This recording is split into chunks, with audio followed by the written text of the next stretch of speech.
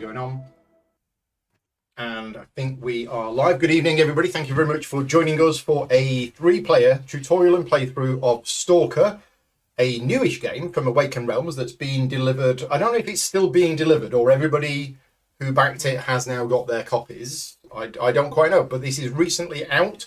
This is a post-apocalyptic game specifically set in one particular part. So the whole world hasn't been destroyed. It's one particular part, and it's the Chernobyl nuclear zone. In fact, Pete knows all about the background of this game because this is a board game based on a computer game that was based on a book from the 1970s.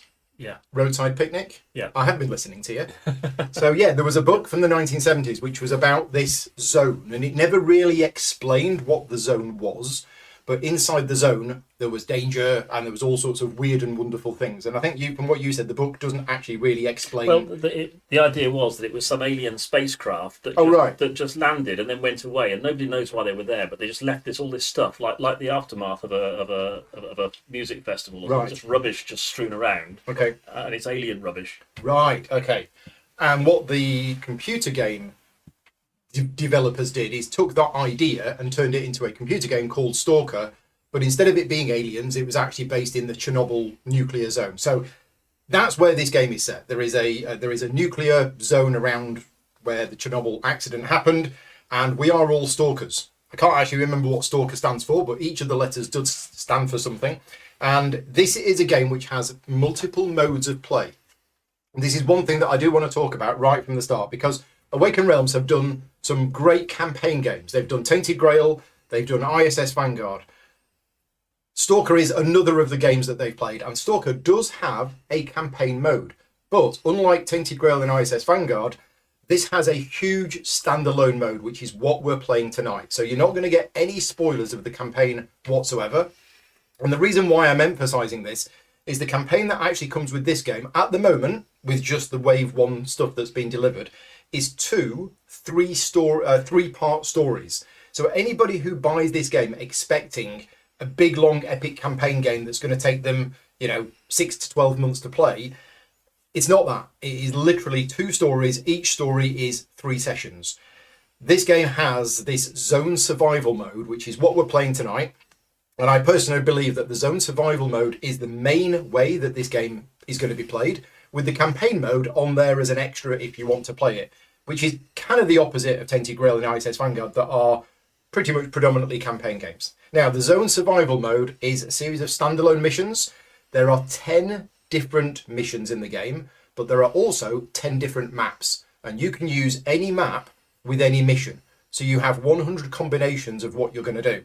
But in addition to that, and I didn't realize this until we started doing the setup earlier this week, is that you have 4 setup cards. You have a big deck of setup cards, and you pick 4 of them at random, and those are actually going to change the scenario. And what I'm going to do tonight, once we've been through what the objective of this scenario is, I'm going to go through each of those setup cards.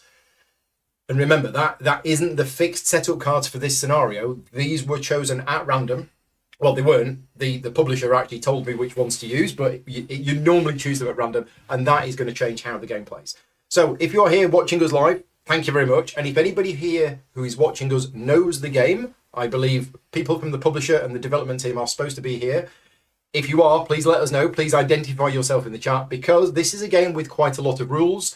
And in our playthrough so far, we've had a couple of rules queries. Some of those rules queries we found answers to in the rulebook, but having a safety net here while we're doing a live playthrough is always very, very good. So if you're watching this video and you notice that we get something wrong, please let us know straight away. And if you're watching this video back afterwards, please turn on the Klingon subtitles, because if somebody does spot that we've done something wrong, I will be adding the Klingon subtitles into the video so that you can turn them on and you will get any corrections of any errors. But we will try our best. Apologies if we do make any rules mistakes, and I will, as I say, I'll put the Klingon subtitles in there and I'll add them to the description of the video. And hopefully, if we do make any mistakes, they're not going to change the game. But hopefully, I'm keeping an eye on the chat and there is no word from the publisher. So please let us know if you're here watching us. Right, the mission that we're going to do is mission number 7. You want to just pass me the mission book? Yep. Because I've got my own copy, but it's down there. So mission number 7 is Secret Mission. In this scenario, we must reach a guarded place, force through an armoured door, steal secret documents, and escape. We can choose open combat or stealth, although from our experience, it's a bit of both. This is not a game, I don't think, where you can purely use stealth all the way through. Personal opinion. I don't know. Maybe you can. It probably varies from scenario to It scenario. might depend on the scenario. But also, you might not just want to go in all gun blazing. I think you're going to need a combination of both in the game. So that is the introduction for the scenario, and our objective is that we need to steal something which is kept locked behind an armoured door, and we need to escape. Now, we are playing map number 6, which is this one? No, that's... Here it is. You got it? I've got the rulebook here. Map number 6. So remember, there are 10 different maps that you can choose. We're playing map number 6. So this tells you how to lay out the board, but all of these icons on this map are variable depending on which of the setup cards come out. So we're not using all of these. We're only using some of them, but it does tell you where certain things are. And remember, we could play this scenario with a completely different map, and it would play out very differently. So one of the things that we do choose is that we have, and one thing that sets this game apart and makes it a little bit different is it isn't just humans fighting each other. There are also mutants, there are psionic creatures, there's all sorts of weird and wonderful creatures in this game. And you randomly decide which ones you're using for it. We have randomly decided, i.e. the designer told me which ones to use. We are fighting against humanoid enemies today. We're fighting against 2 types of humanoid enemies, bandits and mercenaries. The mercenaries are elite troops, they are more powerful. But also, you will notice on the map, we have these. This is the miniatures add-on. This does not come with the base game. The normal base game comes with standees, but we're using these very, very nice miniatures. These are anomalies, and there are different types of anomalies in the game. There's gravitational anomalies, there are electrical anomalies, chemical anomalies, and I believe there's a special one as well. So we have chosen that we're going to be using the electrical anomalies today, and they have their own card. So electro is the anomalies that we're using. These anomalies they break the laws of physics. They are dangerous to go near, but inside, somewhere inside each one of them is an artifact, and those artifacts can be very powerful. And one part of this game is that if a character has the echo detector, and I've got the echo detector, I can go near these anomalies. I can use my echo detector to try and find where the artifact is and then get that artifact.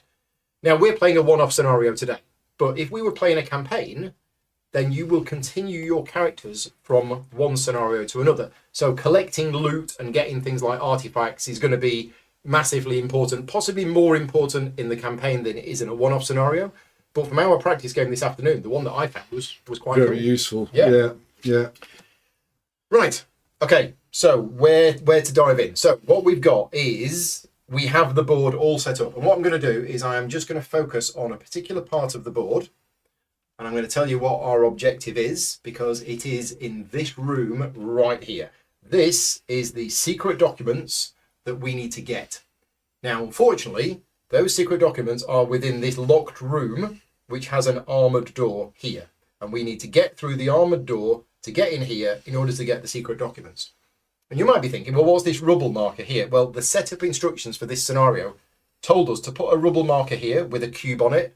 This is effectively a solid wall. We cannot change this, so we can't sneak in there. Normally, it's a window.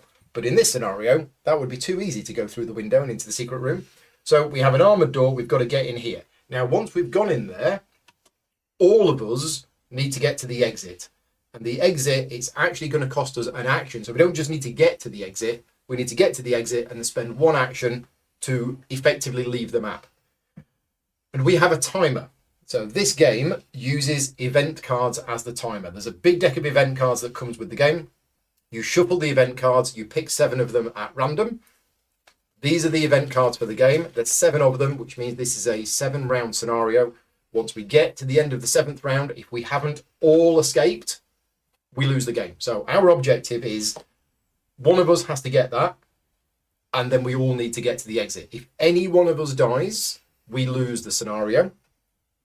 But let's talk about the secret cards, because the secret cards, as I mentioned at the start, These are going to modify the scenario. And one of the secret cards that has been chosen for us today is the prison. And when the prison comes out, what we do is we add the extra room onto the side of the map. And where do you add it? Well, again, that really depends on, let's have a look at the map again, depends which scenario you're playing. So in this scenario, if you're playing with the prison on this map, the prison is here. If we were playing this scenario, the prison would be here. So that is the prison. And unfortunately for us, the prison is an extra objective that isn't optional. So we have an additional goal, which is to find the prison, which we found, it's over there. We need to open it, and we need to find out who is imprisoned inside. And if the scenario ends and we haven't done that, then we lose. So there is a locked door there. So we have an armored door here. We have a locked door there. The rules for those you will find on these cards. So one of the good things with this game is you're not constantly having to go to the rule book to look up specific rules for certain things for this scenario. We have these cards here which tell us how the armored door works, how the locked door works, how the exit works, which is fairly easy, how the spawn points work. We have 2 spawn points on this particular map. And also how the busy counter works. This person here is busy. He's on his mobile phone playing Snake or something like that. It's not going to be much of a problem in this scenario, but effectively the busy person won't interact with anybody until somebody either shoots him or you get close. It turns out that the busy person in this scenario is inside this room, so as soon as we open this door, his busy counter is going to get removed. But in other scenarios, he might be somewhere else and busy, and then he doesn't interact with you. We also have an abandoned stalker camp, and again, random setup card, and it's this room here. So this room is an abandoned stalker camp. If we go there, we can rummage through it and we might find some stuff. But if we are there at the end of the round, the stalker who lives there might decide to come back and he might not be happy that we've stolen his stuff. We have manholes. So in this particular variant of this scenario, we have 4 manholes, one here, one here, one here, and one here. We can, is it an action? Yeah, it's an action. As an action, we can go into the manhole and then we roll a dice. Certain results will tell us to read sections from the storybook. We've not read them yet, so we don't know what's going to happen. But assuming that the manholes are okay, we can pop up at any of the other manholes. We'll see. We might use them. We might not use them. And the final thing, which we made use of in our practice game this afternoon, is the alarm system. So one of the things in this game which is really important is the placement of your attention token. Your attention token is either placed yellow side up, which means you've made a little bit of noise, or red side up, which means you've made a lot of noise, or they can literally see you. And whenever these attention tokens are on the board, the enemies, when they activate, they are going to be usually drawn towards these attention tokens because they are trying to look for you. Now, the alarm system is quite clever because what the alarm system does is when we activate it, and it's here, it's in this room here, and it's an action to activate it. What it does is it sets off the alarm system across the whole area. And what that does is it removes all of these attention tokens from the board. The only exception to that is if the enemy is currently in line of sight, he can see you, doesn't matter how loud the alarm going off is, the counter stays on your space. But otherwise, it's a way of clearing the board of these attention counters, which effectively means they don't know where we are anymore. Now that alarm will last for a certain amount of time and then it will go off again. But that's the variance for this scenario. Right, we've also done the setup. Now we did this beforehand to save you time, but let me just show you my player board and show you how it's set up. So everybody must choose a stalker. This is a stalker character. It has a certain amount of hit points, which you track on the bar at the top. You've got a default shooting value of how many of these yellow dice that you roll, and you also have some special abilities. You will then have a certain amount of money to equip your character with various things. And the money in this game is divided between the players. So for this particular scenario, we start with 12,000 money, and that is split between all of us. So Pete spent 11,000, and me and Bill are basically wearing our underpants, and that's it. Now, you don't have to split it equally is what I'm saying. You have that money to share out. Everybody should buy themselves a weapon. I have bought a Viper 5, which cost me 1,000. I've also got a sawn-off shotgun in my pocket. There's reasons for that later on. I've bought a leather jacket with an echo detector.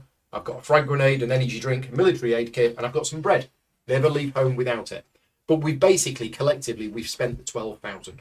Each character also starts with 2 bolts. You will see what these are for later on. I've bought some extra magazines, different types of ammo for different types of weapons. And I've also got a focus marker. Each character starts off with a focus marker. You can only have one of these, and it can be used for various purposes over the course of the game. So that's my character. We also start in a specific location as determined by the scenario. And the next thing to quickly mention is the 2 reference cards, which are going to come in very useful for you in the game. We have the game round order. Now, whatever you do, if you're playing zone survival mode, do not use this one. This is the game round order for the normal campaign game, but when you're playing zone survival mode, it's slightly different. So make sure you use this one. And as you can see on here, the game round consists of these 3 phases. We have the event phase, where we're going to draw and resolve one of the event cards. Then we have the player phase, which is our turns to do lots and lots of things. And then we have the enemies phase. We're going to go through these one at a time in order. The other reference card, which is really useful, is this gives you a list of all of the possible actions that you can do in the game. But that isn't all of the actions that you can do, because there are other actions in the game as well. My character has an action printed on it. My weapon has an action printed on it. There are actions printed on, where is it? The alarm system. There's an action printed there. So there's lots and lots of different actions that you can do in the game.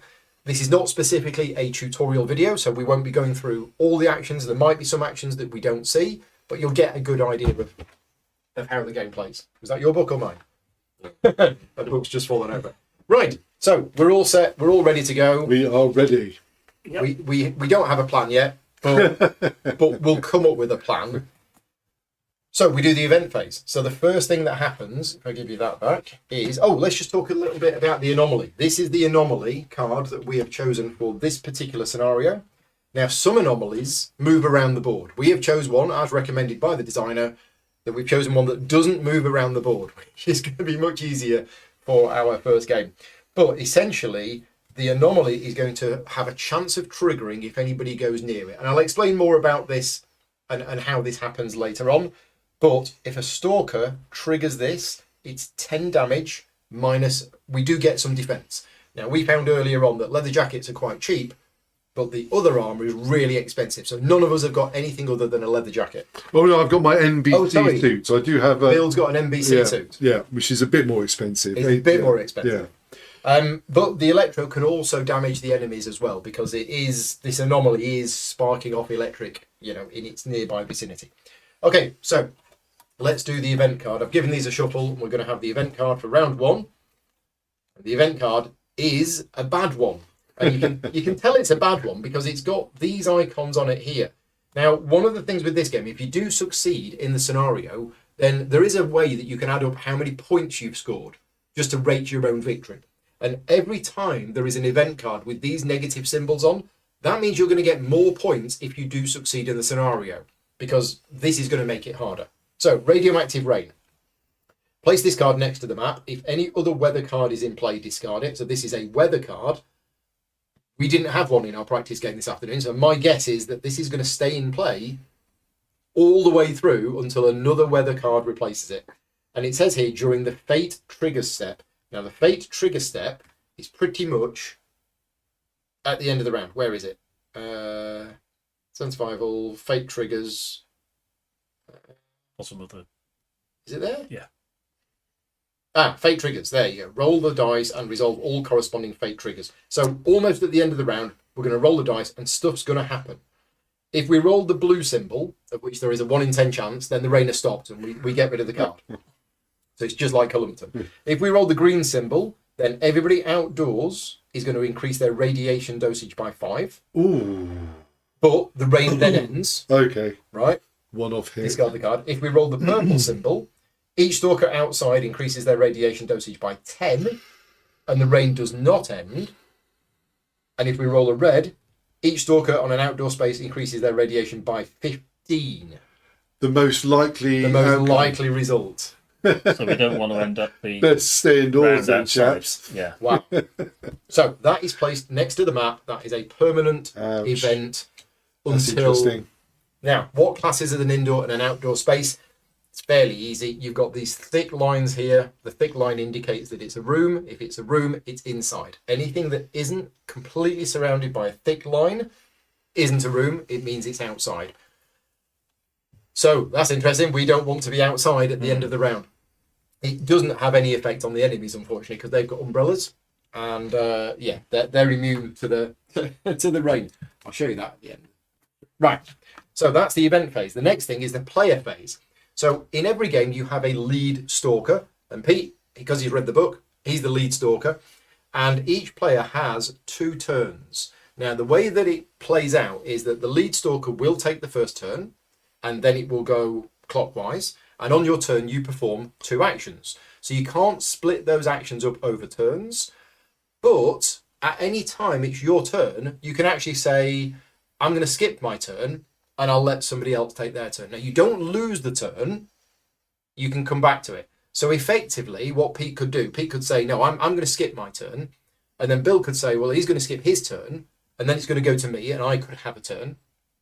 And then Pete could skip again, Bill could skip again, and I could have my second turn. So the turn order is very fluid. Effectively, you can take your turns in whatever order you want to, but the structure is in there because it's Pete's choice.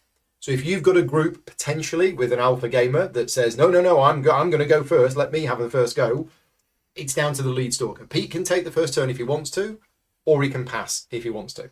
Now, when it is your turn, you use these to track your actions. So what you do is you slide it down to perform your first action, and then you slide it down again to perform your second action. And after you have performed both of your actions, your turn is over. And at that point, any enemy that has line of sight to your stalker will attack you. Now, in addition to these actions, which is that symbol, there are free actions. And there's a number of free actions in the game, and you can do as many of those as you want. You can do them before, before, in the middle of, or after your 2 main actions.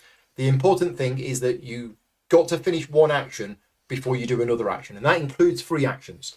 So the standard movement action, for example, is 3 spaces. What you cannot do is you can't say, well, I'm going to do an action to move 3 spaces, move 2, do a free action, and then continue moving another one. You are not allowed to do that, because even though it's a free action, it's still an action, and you cannot interrupt one action with another action. So, without going into too much detail, the different actions are movement, move 3 spaces, but if you do, you leave your yellow token in the space that you ended because you made a bit of noise. You could move carefully as an action, which is to move 1 space and it doesn't leave any noise or anything like that. You can shoot with a weapon. All weapons have actions on them. There are certain ranges of weapons. Is there a range? Yeah, there's a maximum range. There's an accurate range. So you've got to have line of sight. You've got to be able to see things in order to be able to shoot them. We'll go into that more later on. If you're in the same space as somebody else, you can attack them with a knife, which is a lot quieter, because if you attack them with a weapon, you put your token red side up on the space that you're firing from. What other actions have we got? We got the bolts.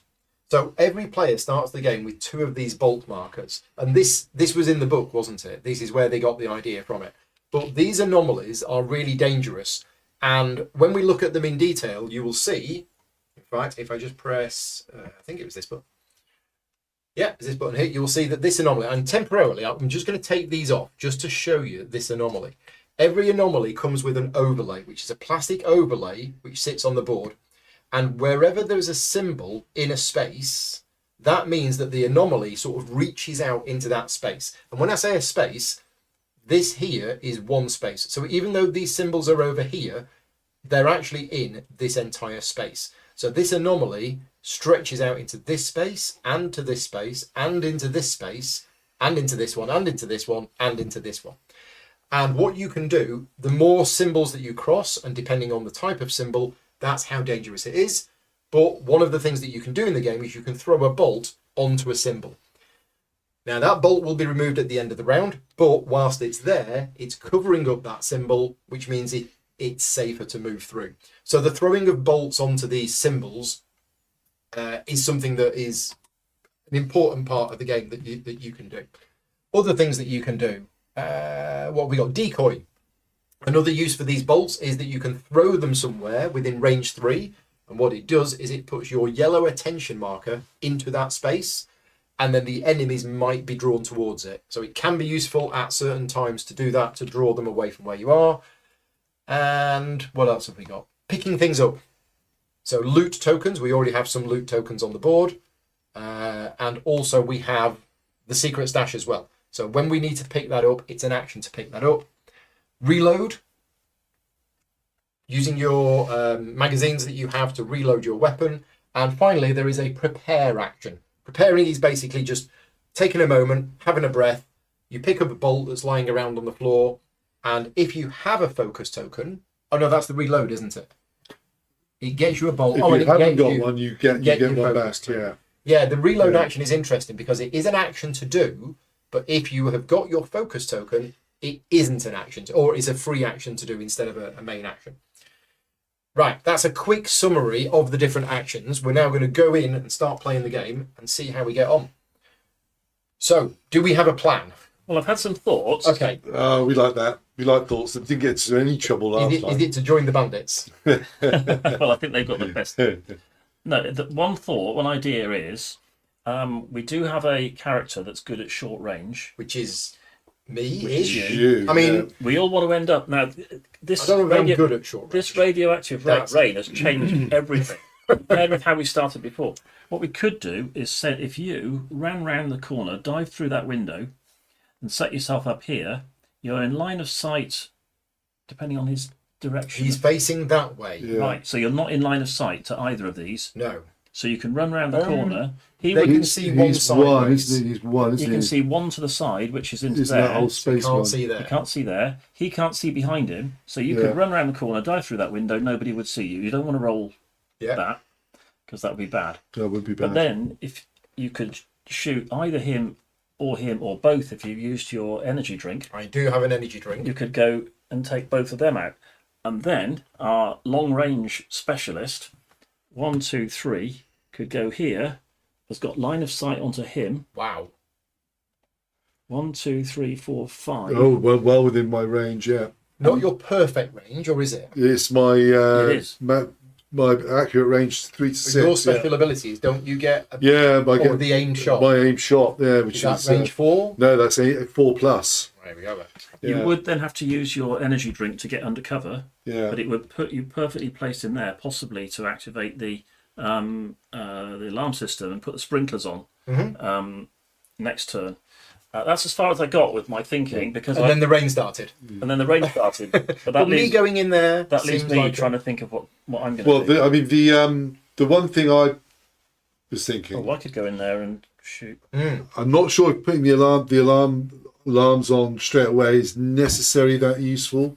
I think later on it might be, but the thing is they'll go on, and the likelihood is they're going to go off at the end of the round, and that's an action spent to.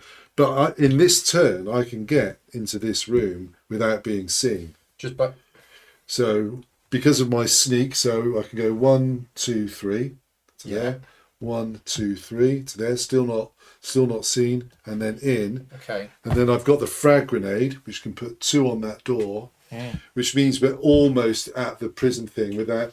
And if someone can put attract these boys' attention in that way, I'll have time to finish the prison off. So the locked door and the armored door, they essentially have 3 hit points each, but they have a toughness value, and you attack them with weapons, but they are vulnerable to weapons with the blast keyword. So I've got a frag grenade. I've also got a shotgun. You've got a frag grenade. Yeah. Those weapons are better at getting rid of the locked door and the armored door, as you might expect. So that was my thinking. Is just that if I can get, because the problem with this door is as soon as these people come around here, You're a bit stuck over. it's going to be so difficult to break the prison open. Okay, I mean that's a variation of my plan, because sending you up there, we can then attract them down here, so they all come running around the corner I'm all for them. I'm all for you attracting them for you. If you're able to move, so Bill's got a special ability normally, and I don't know whether the special ability is needed. Not on this turn. Not on this turn, but normally if you're moving and you move through an enemy's line of sight, they're like, there you are, I've got you. Bill's ability is that their line of sight whilst he's moving is reduced to 1. There are line of sight rules for the enemies that we'll go into in a bit more detail, but because even if I moved along there, I don't think anybody would see me, because this bandit here is facing that way, and these bandits can see 3 in the direction they're facing and 1 to the side. So I think moving around there is actually safe. It's perfectly safe. And There's there's a no wall in the way. radiation or anything. There is a wall there. And they can't see diagonally either. Yeah. No. Yeah. So, yeah. Now, I know you said that I'm good at short range, but I am as well. I'm better at short range than I am at long range, but I don't think I'm that good at shooting. I'm more the nuts and bolts person, and I'm good at getting artifacts. What I want to do is when I kill, this is what I do, my special ability is when I kill an enemy, if there's another stalker, if there's a buddy within range 2, I give them a red cube, right, and which they then put on bonus their action. board, and they get like a free action. So if I go in there and shoot, I'm more than 2 away, so I'm not going to be doing that. If I take But if out I was to go in there, if you go in there first, you then have to take another action. But then if I followed you in, I could then shoot them, and then you could be getting at least one of these if red. we just have a look at this map layout here. So if you're here, Yeah, and let's say I decide to go onto this space, Yeah. you're within 2. yeah. So I could be here, and he wouldn't see me because there is this Behind the wall wall, in the yeah. way. Yeah. It's a bit fiddly with all of these counters there, but yeah. There's a manhole there. There's some loot. In fact, we put the loot on the manhole. There you go.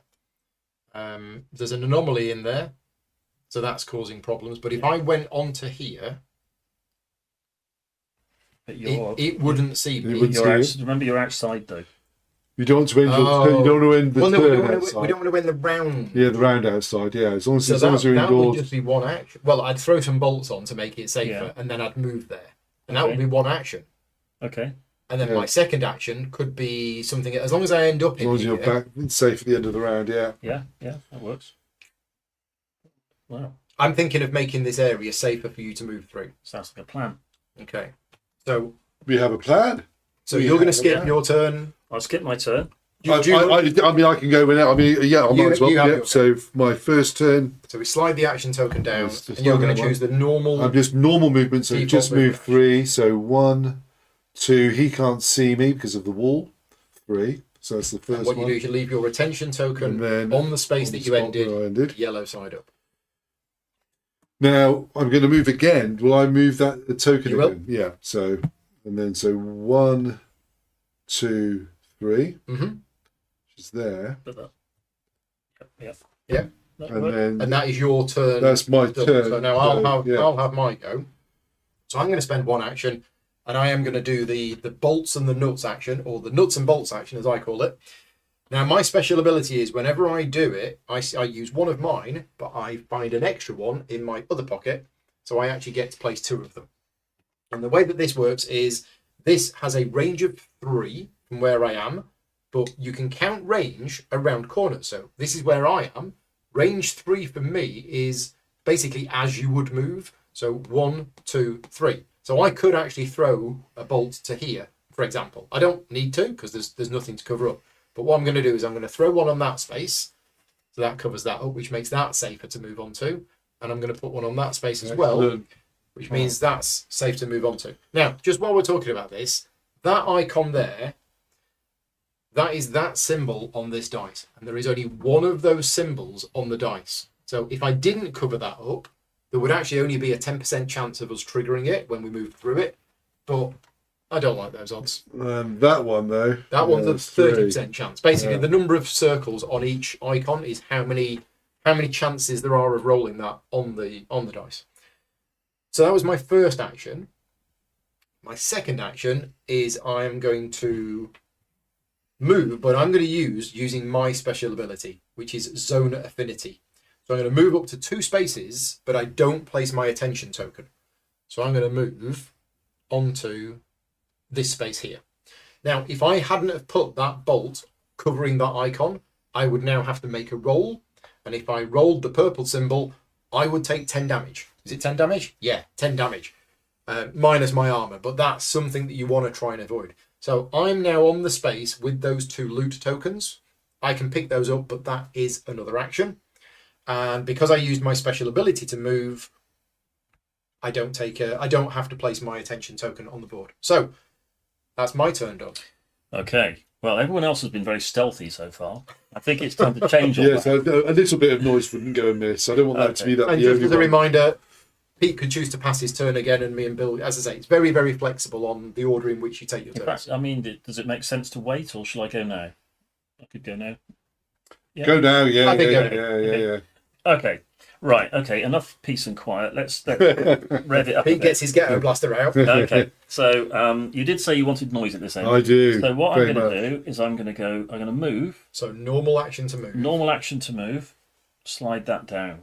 1, 2. Dive through the window. Yeah, so windows, humans, which we are, but also the bandits and the mercenaries, we treat windows as doorways. In other words, we can quickly open the window, jump through, and we can shoot through it as well. Other types of monsters will treat windows as walls. Other ones will treat them as different things. But humans treat them as if they were just doorways. And although I land and knock over all the furniture and break a pile of empty milk bottles as I go through the window, I still only place a yellow marker.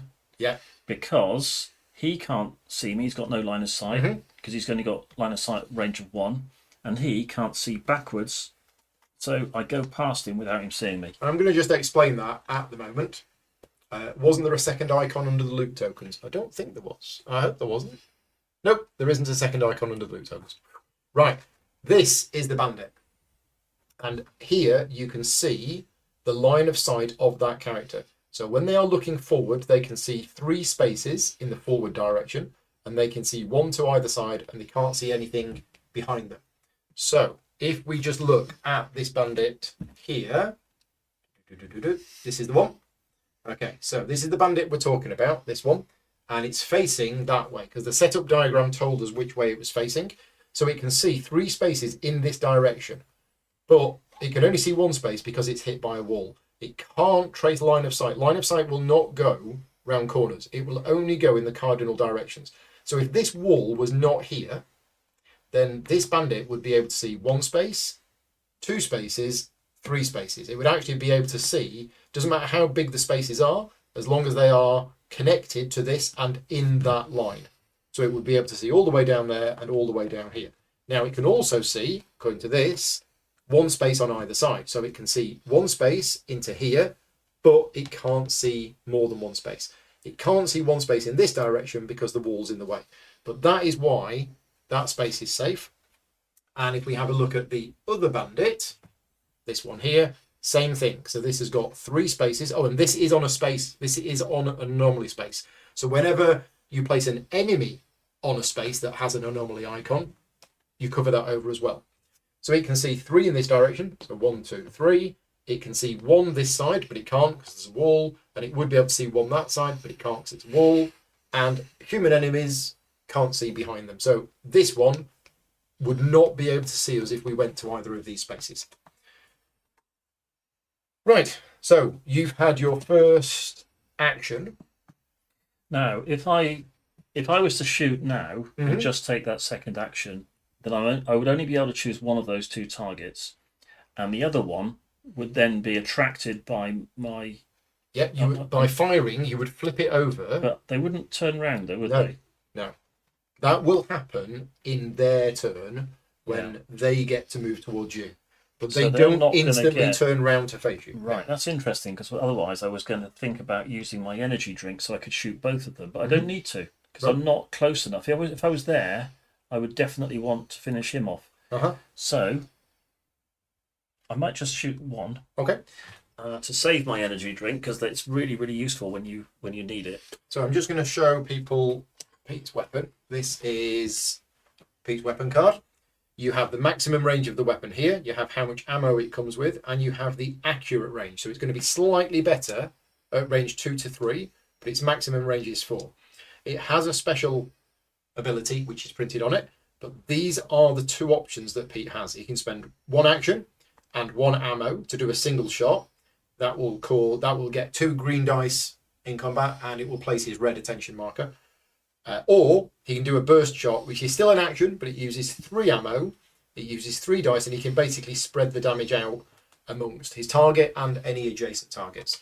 So I guess you're just doing a single shot. I was thinking about doing a burst. Although the burst does do... It does an extra dive damage. An extra dive damage. And which could be critical, because those bandits, I'm looking for 7 if I was going to go for a headshot. Best to be sure. So with a normal attack on the bandit, it says choose a body part. And you either choose the head or you choose the torso.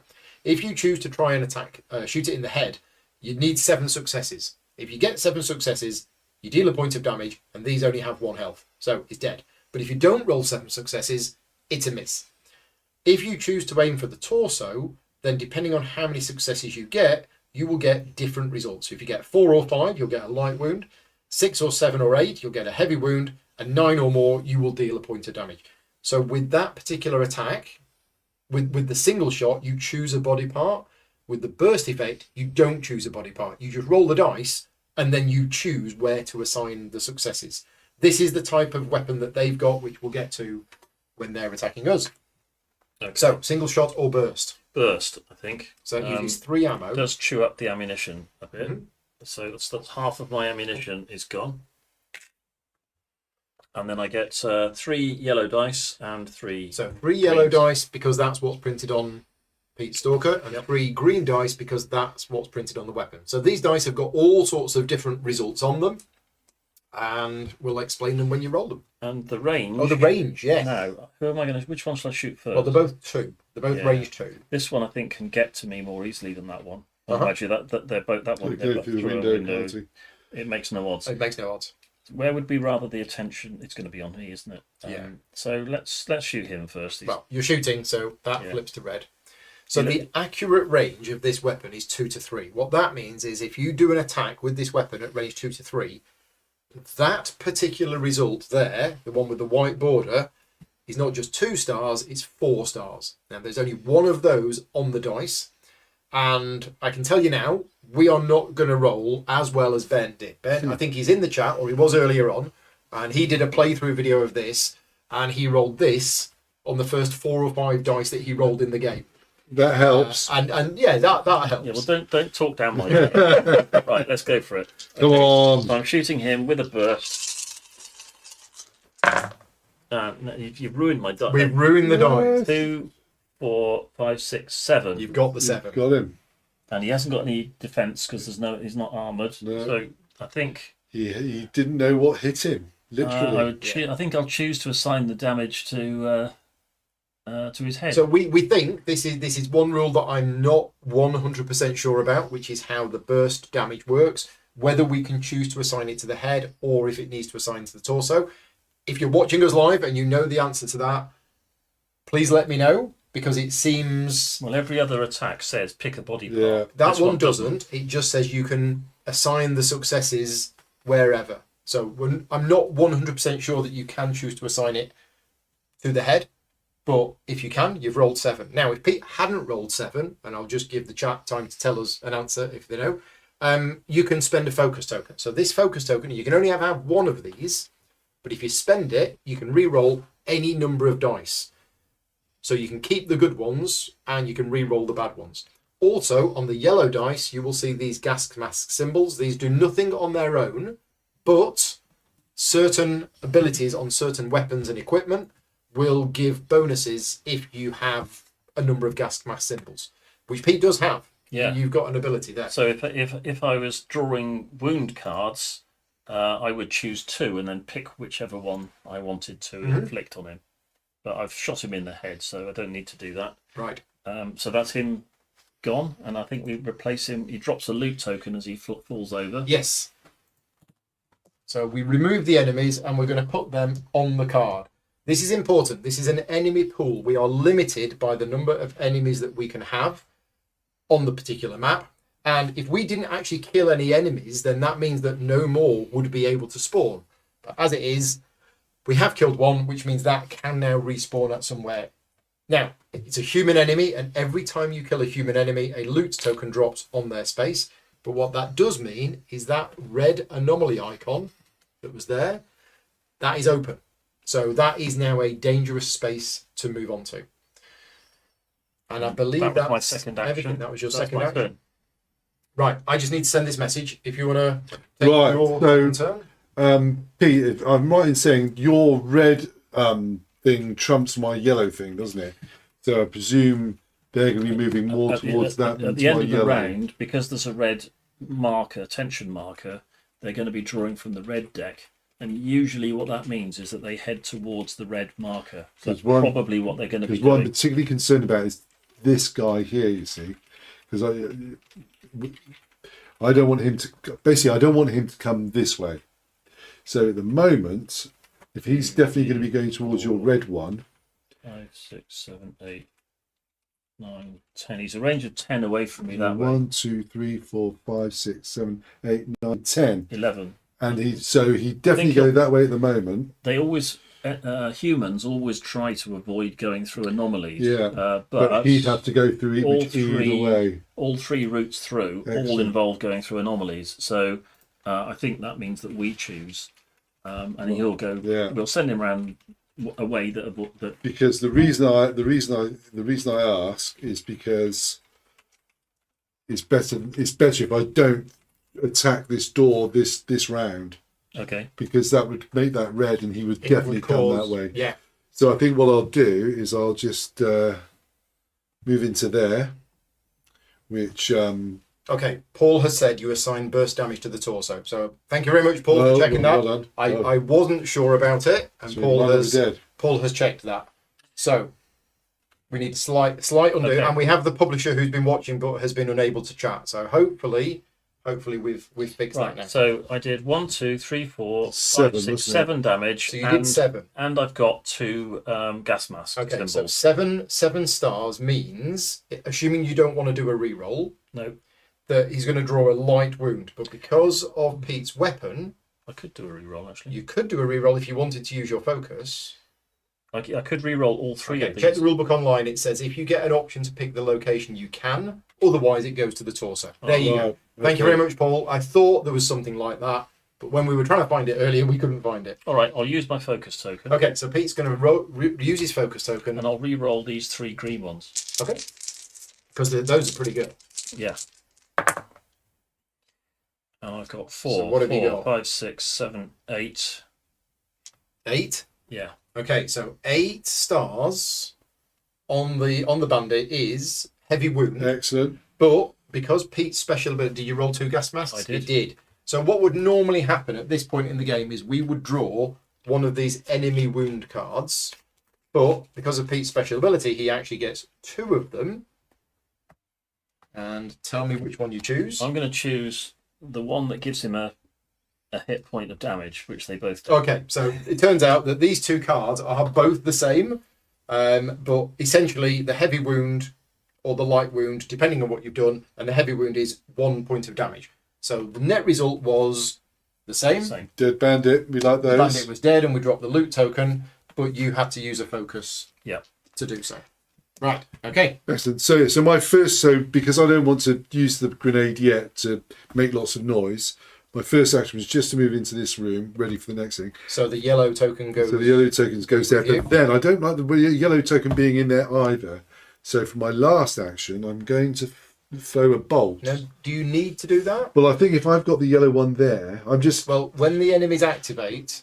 It'll be the red one. It's the red one that they go to. Are we sure? Yes. Really? Yes. In that case, I'll prepare and just pick up another bolt. Pick up another bolt. Because they're always handy. And you get your focus token if I've you don't already have it. already got that one. And that's me done. Okay. So I've got another turn and you've got another turn. Yeah. What was I going to do? I need to get inside. You need don't to I? be inside. Yeah. Because otherwise I'm going to get rained on. Yeah. And I can go inside. I can just move into there and that's fine. Oh, I killed him, so you get a little red token. I get the little red token, your special ability. So what this means is the first action I take this turn, I remove that instead of sliding it down. So effectively, I've got 3 actions this turn. Oh, well, that changes things. I'll tell you what, I'm tempted to try and get this artifact. They're never bad. Okay, so what I'm going to do is I am going to use my echo detector. So it's recommended that one character at least has the echo detector. It's an attachment which goes onto your armor, and it has on it, this is a free action. So that icon there means that it's a free action, and I can try to detect an artifact. Now, range 0 means that I have to be on an anomaly overlay tile. So you know the transparent tiles around the anomaly? I have to be on in a space which is part of the anomaly. And then what I do is I'm going to roll the d10, and I'm going to place the artifact token, which is currently underneath the miniature, onto an anomaly space based on the symbol that I roll. So I'm going to roll this die, and I've rolled red. So if we have a look, so I take the artifact out, and we have a look for the red spaces. So there's a red space here, so I could put it there. I could put it here. And under the loot. Yeah, even if there was a space that had been covered by a bolt, I could put it there as well, because that is still an anomaly symbol, even though it's covered over. Now, the advantage of placing it on a symbol is that symbol is actually now covered over. So now the problem, so I haven't had any actions yet. That was a free action. I'll tell you what, I think I might do this. Yeah, I think I might do this. So my first actual action is going to be to move using my special ability of moving up to 2 spaces.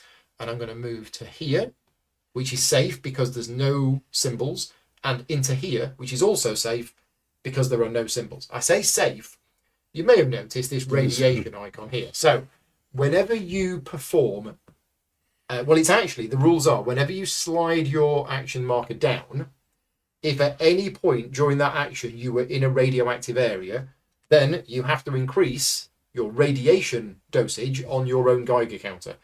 And unfortunately, this space is really dangerous. It's 4. Wish I'd have had your armor. Oh, but my special ability is, whenever I move 2 spaces, I treat all radioactive zones as 1 lower. Oh, that so helps. It's only 3. Okay, and that was, so my free action was to scan. Yeah. No, I'm not sliding it out. My second action was to move. Yeah. So I don't take the radiation, because you only take the radiation if you slide your action token down. Right. So my first actual action was to remove the cube and to move to there. Right, but then I am going to spend an action, and unfortunately my radiation is going to go up by 4, because this only applies when I'm moving. So it goes up to 4, so it's in the yellow zone. And I'm going to pick up the artifact. Good man. Now, unfortunately, that means that space is dangerous again. So when I move out of that space, there's a chance that it's gonna trigger. So the artifacts, there's a big deck of artifacts here, and what you do is you draw cards from the artifact deck until you get one that matches the type of the anomaly. So this is an electrical anomaly, so I'm going to draw cards. That's chemical. I don't want that. Fire. Oh, fire was the other one. Chemical. Fire. Chemical. Gravitational. I wanted a jellyfish. Fire. Fire. Electric. Right, I have found moonlight. Ooh. So this is an artifact which goes in your artifact spaces. So you have spaces on the side of your player board to have 3 artifacts, but each artifact has a certain radiation level. And you always put the one with the highest radiation level in the top slot here. And that is basically the minimum radiation level that I'm going to have. So at the end of every round, when my radiation drops down, it's going to increase to a minimum value of 5. But I now have an action that I can move 1 space and heal for 2 hit points. So that's a new action that I have now for the rest of the game. Unfortunately, I performed an action in a space that was radioactive, so it went up to 4. So did the echo detector, free, moved using your cube, and my first actual action was to pick up the artifact. My second action is I'm going to use my zone affinity to move 2 spaces, and I'm going to go 1, 2, jump through the window and into here. Mind the milk bottles. My token's not on the board because I've always used this. I've moved 2, 2, and 2. So yeah, so I've not placed it at all on the board. I'm super quiet. You are very sneaky. However, two things happen here. Yeah. The first one is, even though I took the radiation on the last action, I've moved out of this space. I take the radiation again. But this time, I moved out using my action, so it goes up to 8. 7. 7. From 4 to 7. And the second thing that happens is, I'll just show you this again, I moved out of a space that contained an anomaly symbol. So even if you move into, out of, or through a space that had an anomaly symbol, you have to roll a dice. Now let's just say, for example, I moved from here and I went 1, 2, 3. I'd still only roll 1 dice, but if that dice came up red, green, or purple, the anomaly would trigger. As it is, I was here, moving out, so after I've moved out, I need to roll, and if I roll red, I'm going to take 10 damage. So, we'll see. Come on. It's green. Yes, well done. And this is a roll. So, even if I'd rolled red, I could use my focus to re-roll it. So, use of this focus is really important. Now, you can get the focus back through various means, but I'm safe. I'm inside. I've used all of my actions. I've picked up some fancy moonlight. And that is me done. Okay. Pete, you have 1 turn left, and you've also got your lead stalker token, which you haven't used yet. Suddenly, it's all got very crackly in this room. I died with So, but you're nice and snug. You're nice and snug. It's lovely and warm. raining outside. I jump in, all my hair's all spiky. Right, now you were talking about getting focus tokens back. I've got the lead stalker Yeah, token, so what I can do is flip it over as a free as action, a free action, flip it over, get my focus back, or heal for 2 hit or points. heal for 2. What I'm going to do is get my focus back, Yeah. and then face down it goes to Thank you very heal. much. And at the end of the round, it's going to flip face up. So, right, it's obviously not noisy enough in here yet, even so. So I'm going to shoot him, and I'm going to do another burst So fire. that's, That's all of the all ammo my your ammunition weapon gone. That's an action, and I'm going to shoot So him it's through 3. that It's doorway. the same thing. It's 3 yellow, 3 green. You do have your focus, so you can re-roll if you want to. Yep. Oh, Yeah, well, 3, that 4, should do the 5, trick. 6. It's 6 with 4 gas masks. So it's 6 on a torso would be a heavy wound. Oh, should be enough, shouldn't it? No, it doesn't. It does. 2 gas masks. If you deal a light or a heavy wound, draw 2 enemy wound cards. Choose 1 to resolve and discard I the don't other. think you can do that I twice. don't think I can do that twice. No. So Are you just going to go with the heavy 1, wound? 2, 3, 4, 5. Yeah, I think I will. I mean, double heavy wound. Heavy wound is probably going to finish him off. So pick one of those.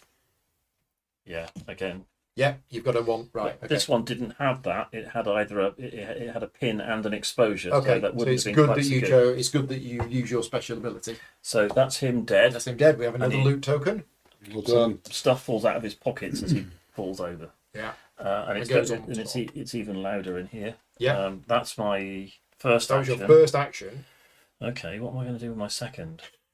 Because I don't want to go outside. You don't want to go outside. No, it's- Really, outside. really don't want to go. What I definitely need to do now that I've got a loot token is to have a free action to reload. Oh yes. So the reload is an action, but if you have your focus token, it's a free action. And what you do is you just get rid of a magazine, and then you reload your weapon up to the ammo that it has. Okay, But you've still got an action. I have. And that doesn't use it doesn't use up the focus token. You have to have the focus token, but it doesn't use it up. Now, if I was feeling completely reckless, I could go 1, 2, 3, use my energy drink, and then go 1, 2, 3, and run through there. Yeah. But I would be running through 2 separate anomalies. So you'd have to roll for both. I'd roll for both. Probably Yeah, take you 20 fire damage. at- Possibly you taking fire 20 at- points these of are all damage, getting damage. shot at, which Yeah, don't do that. No, I like it though. I could end. This is how dangerous this game is, because if you do go in all guns blazing, and if I did that, would it be might bad. seem like a really kind of dramatic gesture, but I could take 3 lots of damage, each of which would take me down. Yeah, I could go down to 0, which would give me a critical injury. I He think could that then was pretty shoot much me, guaranteed. giving me another critical injury, and it would take 1 more enemy to shoot me, and I'd be dead out of the game. And that would be the quickest stream ever. because we fail. We've all got. But you've done your job, to be fair. So what am I going to do? I could use my energy and go somewhere else. I can't split my movement, so I can't go there, pick up a token, and come back again. No. Mm. We could just move here. Yeah. Ready for the future. Or I could pick up a bolt. Yeah, I'll just move there. Okay, so that's careful movement. But if Pete hadn't used careful movement and he would have moved normally, you might be thinking, well, doesn't that put his yellow attention token on the board? Well, the rules are that if your red attention token is on the board, then that trumps the yellow one. So you wouldn't place the yellow one even if you moved, because the red one is currently on the board. Now, over time, these attention tokens are gonna go down. But that is it. We've all taken our 2 turns. Mm-hmm. So now we go to the enemies and zone phase. But just before we do, just as a reminder, at the end of your turn, and not after you've done both of them, but at the end of each of your turns, if there are any enemies within line of sight of you, they activate immediately and they shoot you. That isn't their actual activation. It's just something that happens at the end of your turn. Right. So now we do the enemies and zone phase, and we draw and resolve an enemy activation card. So the enemy activation cards are these ones. We have red and we have yellow, and you draw the one based on what tokens are on the board. If there's a red token anywhere on the board, we draw a red one. If there's a yellow token anywhere on the board, or nothing, we draw a yellow one. But this is in 2 parts. It's if there's nothing on the board or if there's a yellow one. But as it is, we're drawing this one. Now, these have been shuffled, and this is the enemy AI card, and it's going to tell us what's going to happen. First of all, you can see this coloured symbol here. So the enemies come in groups. They're either blue, red, green, or yellow. And the number indicates which team they're on. So both of the enemies in this scenario are on team 2, which means they're not going to shoot each other. But in other scenarios, which I'm very keen to play, you will have one group of enemies from group 1 and another group of enemies from group 2, which means they'll be shooting at each other all the way through. And psychotic mutants that will be trying to kill both of them. They kill everybody. So we've got all enemies, all colours of enemies will move up to their movement level, which is printed here. So it's 2 for the bandits, 3 for the mercenaries, towards the closest red attention marker. So we're going to do 1 first, then we do 2, then we do 3, then we do 4, and then we're also going to do this last bit as well. So the first thing is all enemies move up to their movement value towards the closest thing. Now, which one do we do first? I think we do, what was the sequence? I think it was green, red, blue, yellow. So we do the bandits first, I believe. I will check that in the rules if you want to work out which ones move. Well, I think these are staying still because they're behind the armoured door. They're not coming We've already established it. That's it's quicker for them to go that way than that way, and they're going through things anyway, aren't we? So 1, 2, 3, 4. What is their movement? Their movement's 3. Green, red, 3, 4, 5, 6. I got it wrong. It's green, red, yellow, blue. Okay. So yellow goes so the mercenary goes first. So the mercenary goes he first. stays So in he's there. staying where he is. Yeah, so and he's busy 1, as well. 2, 3, And he's busy. 4, 5, 6, 7, 8, 9, 10. At this point, I'm actually just going to show people the setup that we've got for this scenario, because this, I think, we have randomly chosen an anomaly, and we have chosen an electrical anomaly. These 3 overlays are the electrical overlays. So depending on which types of anomalies you're playing with, the overlays are different shapes. So we're using these ones. Now, I randomly placed these. The orientation is fixed. So you always have the red in the top left and the green in the bottom right.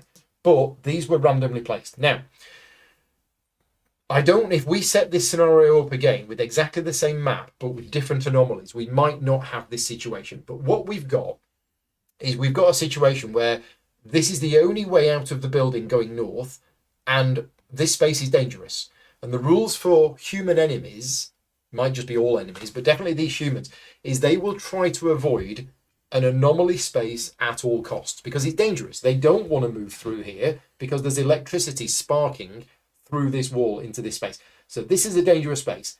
If there is another way out of the building, they will use that other way out of the building. So let's have a look. Well, we've got a back door here. Unfortunately, this icon here is in this space. So this is a really stupid building for these bandits to live in, because the front door has got this, the back door has this. Now, there is another way out here through this window and into this little alleyway. Oh, look, it's even more dangerous. So what the bandits have ended up, and again, this is just because I think of the random layout of this scenario, is all of these bandits, there is no safe way out of this building. So if this icon wasn't here, for example, then all of their movement would always be out the back door. They would never choose to go out of here. Because the back door is dangerous and the front door is dangerous, that's the way they're going to go. But we've also got anomaly symbols here. We've got an anomaly symbol here. So much of this is actually really dangerous. And if we just zoom out, we worked out this afternoon, if the bandits, for example, are trying to get to here, the only safe way to get here, well, there isn't one. They'd have to risk going out of the back door, but these two bandits, for example, they would go all the way around because this area is safe, and they could go all the way around and go all around to here. So if they're trying to get to here, if this bandit is trying to get to here, he will actually go all the way around there, all the way around there, all the way around there, because that is the only safe path. So as long as you remember that the enemies will avoid the anomaly symbols if they can, but if there's no other way, then that's what they're going to do. So we're moving this mercenary. This mercenary is the first one that's moving. It's got 3 movement points, and it's trying to move towards this token here. So it can't avoid going through an anomaly. These bolts are they're still there. they're still Still there. there. They will go at the end of the round. So there is no way that it can get to this space safely. No, because it would have to go over that one. Okay. Well, at the moment, there's a bolt covering that. Yeah, but how's it going to get? Oh no, it can. So it can go up here, along here, round there, round there, But here, it would have to go over through that. there, and then through the window. Yeah. So right now, that is a safe way. So it goes Oh no! 1, 2, 3. After all our planning, Yeah. who Now- put that bolt there? Direction of facing is important. There is a little notch on the front of these figures. So that mercenary is currently facing that way. Straight at me. However, it actually has a line of sight of 4 in a forwards direction. So it doesn't do that because as soon as it moves here and then turns, it now has line of sight. Yeah. So this mercenary has 1, 2, 3 line of sights go in a straight line. All those plans, Peter.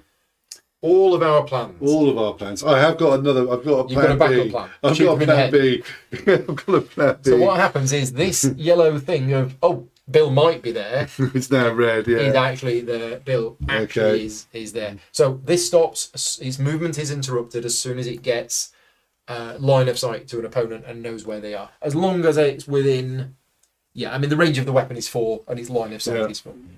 So that's the mercenaries moved. Now the bandits. So we've got these 4 bandits here, and that's changed now. It's changed the situation because that is now the closer marker to this one. In fact, that's the only one it can get It's the to only one that can get to, yeah. safely. Yeah. Oh no, it can get to that one safely. But But it's yeah, closer. so it goes, and these only move 2. 1, 2.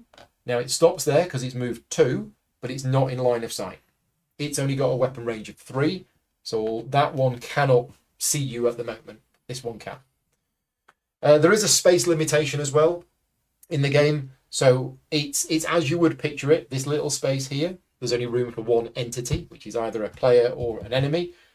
This space here, for example, can have 4 in it, and there are rules which we might not go into in this video of what happens if you move into an area that is already at its capacity. They are covered in the rule book, we just might not see them today. Right, we got these bandits, so these cannot move safely. There is no way that they can safely get to either that space or that space. So they go the shortest. So they go the shortest way. So this one, to move to here, would be 1, 2, 3, 4, 5, 6, 7. Oops. And to that one would be 1, 2, 3, 4, 5, 6, 7. It's 7 either way, which means the lead stalker chooses. Let's bring him this way. Thank you. It actually doesn't matter because he's only moving 2. So he That's moves true. to there. That's true. Yeah. And it doesn't actually matter. Now, the enemies will trigger the anomalies just like we do. So he's moved onto a red space, which means, I'm going to roll Bill. If you roll red, he's going to get affected by the anomaly. Nope. Unfortunately not, no. Okay.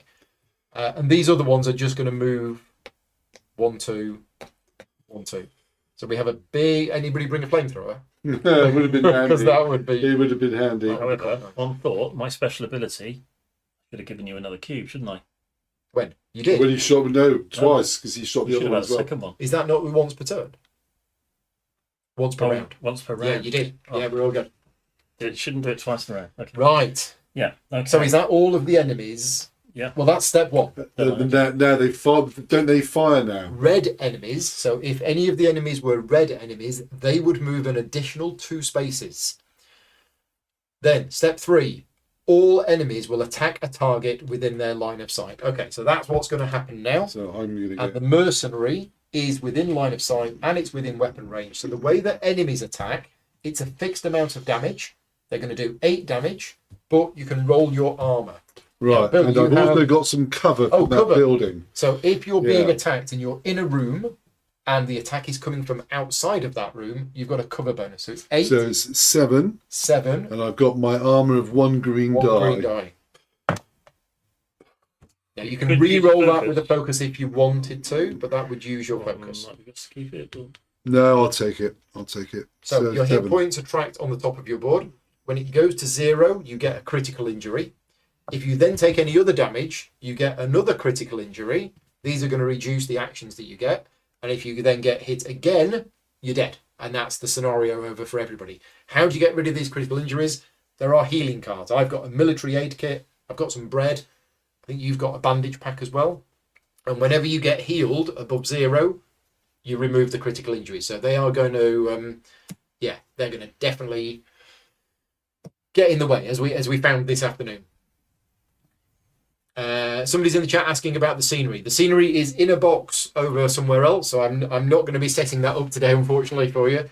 We're playing the game without the scenery because it does look very nice, but with the cameras as they are, you wouldn't be able to see what's going on. So,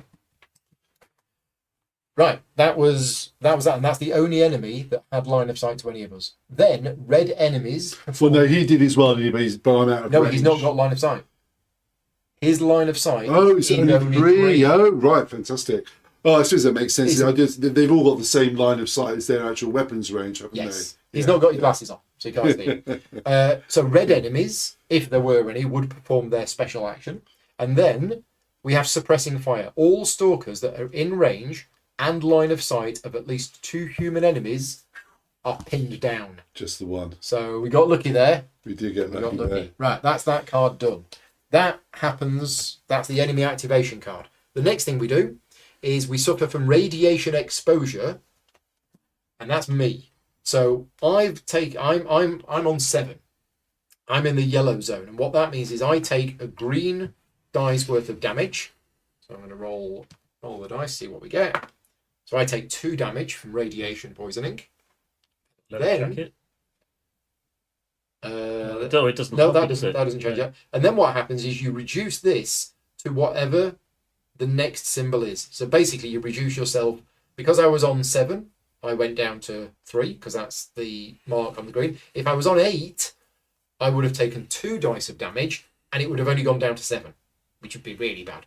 As it is, it goes down to 3. But remember what I said earlier on, I'm carrying this artifact with me, which means my minimum value for radiation is 5. So at the end of the round, it goes down to 3, but actually it goes up to 5. So that is my default value minimum for the rest of the game, which means I'm going to constantly be taking radiation damage. Now, you can protect yourself against this by getting better containers for your artifacts, by getting better armor, but we're not going to do that tonight. Well, we might find some. Right, what's the next step? The next step is bolts are removed from the map. So these bolts that we put on, they get blown away in the wind.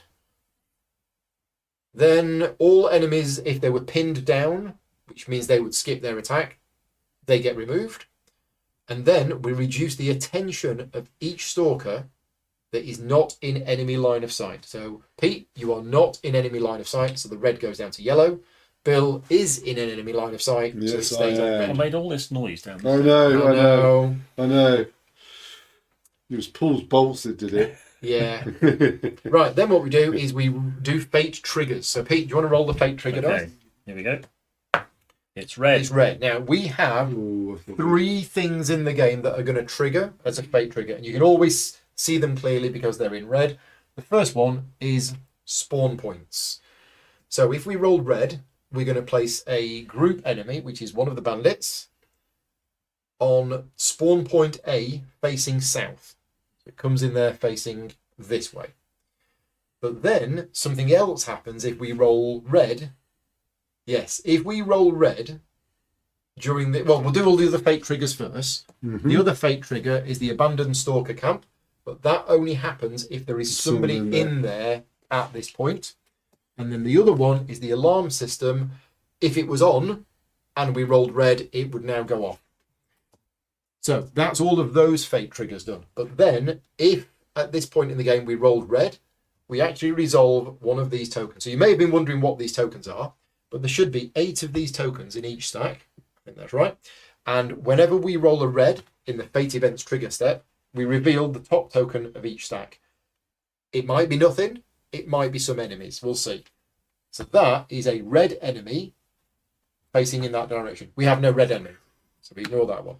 This one is a blue enemy facing that direction. So we do. It is a bandit. It is there. And that one... We have...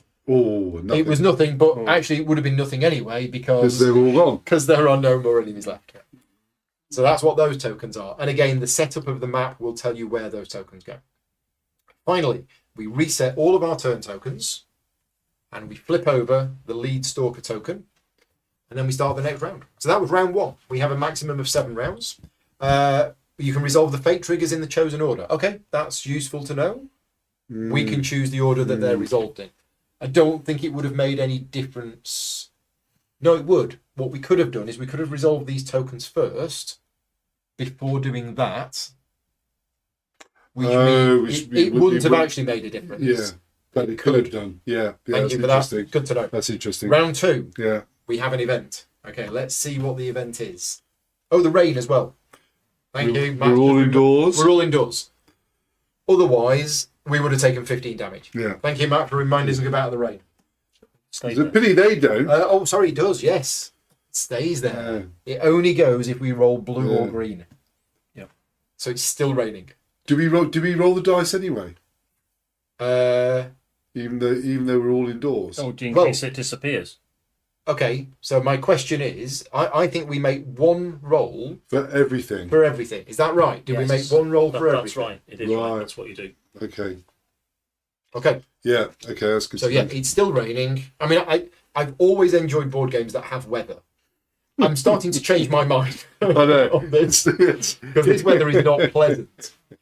Right. Okay. So yes, it's one roll for the fate, and that applies to everything. So round 2, we'll have the event.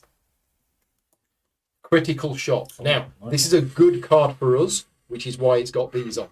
So a chosen stalker keeps this card, and at any time during a future turn, they can discard this card when performing a weapon attack to roll 3 extra green dice and immediately put a exposure token on the target, which means they're more vulnerable to taking damage.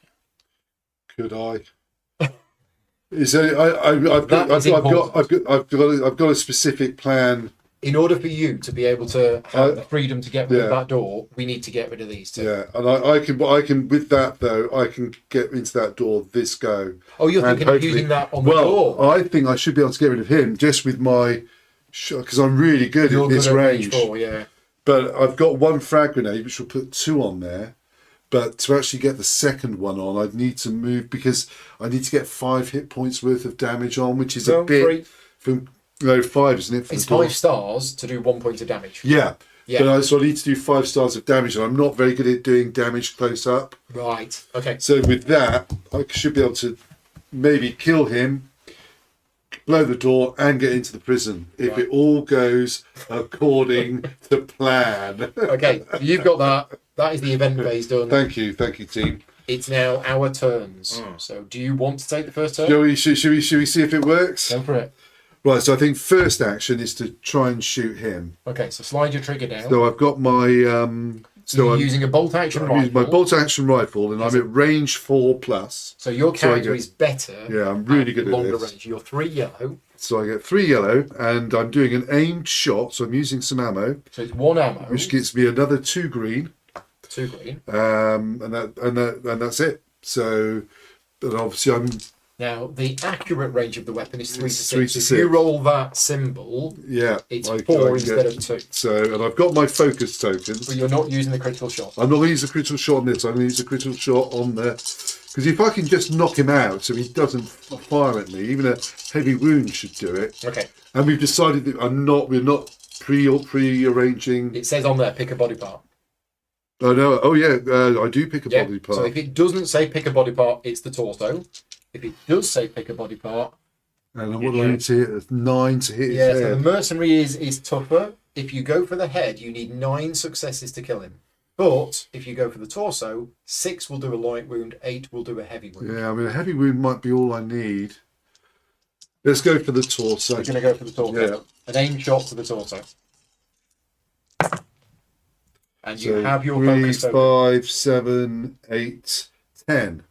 Oh. So Should have gone for the head. Should have gone for the head. Okay. But Well, that's, 10, there's that's no. 10 is a heavy But wound. it's a heavy wound. Are you happy with May that? I? Yeah. Yeah, I think so. I mean, as long as it knocks him out. Okay. Heavy Heavy wound. wound. This enemy gains a pin token And an exposure. and an exposure, which is so great. The So exposure you- token basically means that he's not taken damage as such, but he's more vulnerable. So any time that he would take a light wound right now, it would actually get upgraded to a heavy wound. If he was to take a heavy wound, it would translate to 2 damage. This goes as soon as he moves. So as soon as he's exposed, but he's not going to attack. Yeah, but basically, I've got. He's not going to attack in the enemy phase, is he? Basically, now Well, as far as I can The work question out. is, I don't think he's going to. He will, because what's going to happen at the end of your turn, he's going to shoot you, but he's not because the pin token is going to move. Which means when we go to the activation, if you're still there, he is going to shoot you. But I'm confident-ish. Okay. That was the important because the others should work. So then for my second action, I'm throwing the frag grenade. Okay, so this is into a there. special piece of equipment. It's got Yeah. a range of 2. You place your red token on the space, but I think that the red token immediately goes back to here because you're within line of sight. So they don't care the fact that there's an explosion next to you. So you place that, roll 4 green dice, and you're basically attacking. And because I'm doing this against the locked door. I think you can do this. I think you can. We did it this afternoon. It says all entities on that space. The door is not an entity. So this is a question for Awakened Realms who are watching. Can you use the frag grenade on the locked door? We did this afternoon. Does it say blast? It does say blast. I mean, stalkers may attack the locked door. It is treated as present in both spaces adjacent to the token. But is it an entity? 5 stars. That is the question. I don't think the No, it's door not an entity. is an entity. Well, I mean, it does say whenever you attack the locked door with a blast effect, additionally place. I think you can. 1. I think you can. Well, it- Okay, and yes, you can. Yeah. We've had confirmation. Thank you. So how many? Sorry, Because you set the map up and you read the scenario before choosing your equipment, and we chose these frag grenades because of the locked doors. Yeah, exactly. So if it didn't work, we are in trouble. are in Sorry, Paul, how many green dice was it? 4. 4, right. So I need to get 5. 5 stars Yeah. to get another. That's Yes. 5 stars. So 5 stars on the locked door gets a damage So counter. I've got another damage And counter. because Yeah, it was a thank you. blast effect, it says blast on there, it automatically gets another one. Now, That's why there's 2 there. That's my turn. yeah. Now I think the rules of the game tell us to put those cubes on the card, but we're putting them on the locked door instead, just because it looks better. And while I'm at it, I will flip the token and give that to you, Paul, and give myself 2 more Okay. hit points. Cool. And that was your 2 actions. And that's my 2 actions. So Yeah. now, at the end of Bill's turn, any enemies in line of sight of him will shoot him. Except this doesn't because he's got a pin token. But that pin is now removed. Pete, do you want to have a go while I just look up a rule quickly? Okay. I mean, you could go again. Or Bill could go again. And shoot him before he moves. No, my plan is because then you'll my kill plan him. is to break down the door Yeah. and get into the prison, and then he can't see me anymore. What do you want to do that? Yeah, I mean, I don't. Okay. Yeah, okay, yeah. I'm, so this is where. Thank you so much for the card. So, Chosen Stalker keeps this card. I'm going to discard this card to roll three green and deal. Well, it doesn't matter about that, but I get 3 green dice in addition to. So you're shooting the door. I'm shooting the door with my rifle, but I'm a bit rubbish at this range. So, range how many 1. how many more? So I dice get 2 yellows. 2 yellows And it's a single shot and a 1 and green. a 1 green. And you're So using that an should ammunition. really. Yeah, found it. If an enemy had a pin token, would react at the end of your turn. It doesn't react, and you remove the pin token. I mean, it's the only thing that makes sense. I just wanted to make sure it was in there. Yes. Okay. So that's 2, 4, 5, 6. Which does I've only gone and blown the doors off. So this was just a normal shot Yeah, with at the door with But your bolt action rifle. but it was a critical shot. So with thank the you critical for that, shot. Okay. because that made all the difference. Okay. So the locked door Is now is open. So the prison card says that we actually need to move into the prison. That is my next action. Yeah. So when any stalker enters the prison, we actually read a little bit of story text. Here we which go. We've not read yet. You're going to do it now. Well, I want to get out of range of him, so So do you have to move outside. to there or just to No, here? just onto. Well, I I think just can. I've onto- got room. I can move into the. That is the second. prison. Okay. Yeah, So you move on to the prison because I guess you see who it is. yeah. So there is a little bit of And I reading presume this now sections. goes. So Well, I shot it there. yeah. And now So I've moved. the way that this works is he knows you're no longer there. So it goes to the space adjacent to that. Yeah, He he knows last saw me. where he sort He's of got- last saw he's you got go. line there. of sight there. He does. Oh, he's got line of sight there. Yeah. He's only got range 4. Yeah. No, of 1, course he 2, has. 3, 4. Yes, of course he has. So if he had line of sight 5, Yeah. he would be able to see into this space, Yeah. which means that goes there. He doesn't know you're there, Yeah. but he knows you're in that direction. But as it is, He's only 4. he's only got line of sight to 4, so he knows you're not here because he can see there. So you put it there. I think that's how that works. It's quite intuitive once you get the hang of it. But Is I've there a got, text that you have I've to got read? the 181. time. 181. 181. Well, we've already done better. I've already done better than I did did. this afternoon. 181. It might be- As you enter the dimly lit room, motes of dust swirl in the draught. Who was imprisoned here and why? Roll. Oh, Ooh, hello. random person. It's going to be red, which is probably better. Script 295. And we put a success counter on here. If there wasn't a counter on there when we end the scenario, we lose. Someone is trying hard not to be seen. When you shine your flashlight on the crouching figure, he starts repeatedly thanking you. If the trader character token is available, place it on your space. Then find the lifter card in the character deck and place it next to the map. While lifter is in play, no other trader character may appear on the map. Okay. Well, I hadn't planned for this because this is all new to me, but thankfully these cards are nearby. This is probably more for when you're playing the campaign, and if you are playing the campaign, you can actually pause the campaign and play one of these. Oh, You fantastic. are allowed to do that. Yeah. So we that's basically nice. found Lifter. Lifter. So it is a character trader. Whenever an enemy enters the space with Lifter, immediately place Lifter on any chosen space within range 2 and outside of an enemy's LOS. If not possible, remove him from the game. So basically, if an enemy moves onto his space, he runs away quickly. And if that's not possible, he's killed. Stalkers on the space with Lifter may perform an action. You can buy stuff from him. So you can draw 2 unique loot cards. I don't know where those are. This is what he offers for sale. Discard any number of your equipment cards and coupons with a total value equal to or greater than the total value of the loot that you wish to purchase. And yeah, okay. So there's a character. Well, there you go. I wasn't expecting this. Unique loot is So pretty good. we put him by the. I think there might be a token. Might be a token. Yeah. I think there might be a token for him. There's a like a standee, a cardboard standee, Let's go. which is for the trader. Oh, because there can only be one trader Yes. in play at any time. Right. So obviously we haven't got any money, but I suppose in theory I could He looks like trade in he some looks like that. trade in some loot. But I don't think I've seen it, but we're going to that's use that okay. one for now. That's Yeah. not the right one, but perfect. that one will do for now. Yeah, I don't think I'll be It's a dead body. Right. right. And then we want excellent. the unique loot. I don't know where the unique loot is. That looks like it might be there. Well, I thought this was from the personal stories. This was from the little Oh, okay. expansion. In which set. case, there is another deck like these, which is unique. I don't loot. think we'll be. I don't think we're going to do that. Time. I don't think we'll have time. We've got no money anyway. Yeah. So we found him. We've Yeah, rescued we've him. done it. Yeah, exactly. That's no good. need to thank us. I think unique loot is intended to be kind of quite valuable stuff that you might find. Mhm. But I'll have a look for it while you're. But Okay. we'd have to buy it, I So- presume, wouldn't we? Yes. we would trade with him. So you might look at it and say, "Wow, that's so I'll- amazing! I'll I'm going to give you my sell some of my stuff so that I can have what it is that he's offering."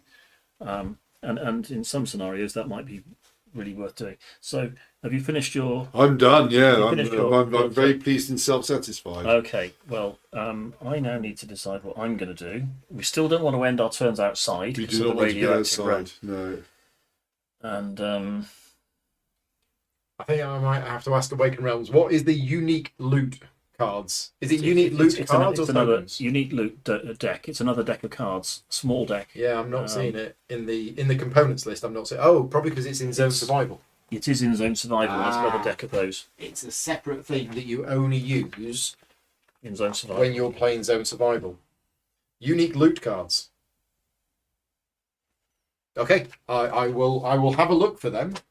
They must be somewhere in my other box. There's a lot of content for this game, which we've got off camera. Right, what we're going to do, Pete? Good question. What's up? I mean, that's good. That done. I'm very pleased about that. We need to get into here. Yeah. So how are we going to deal with these? Are we going to try and take them out with force, or are we going to try and bring them out this way while we sneak in this back way? Well, I mean, we did very successfully do it by force last time, didn't we? We just went. You went round one side, I went did. round the other. We caught them in a pincer movement, but fortunately, they kind of killed themselves in the anomaly spaces, didn't they? So getting through here is going to be quite dangerous. Don't want to end up outside. Have still got energy drink, so I've potentially got could an energy do- drink. I've got my frag grenade.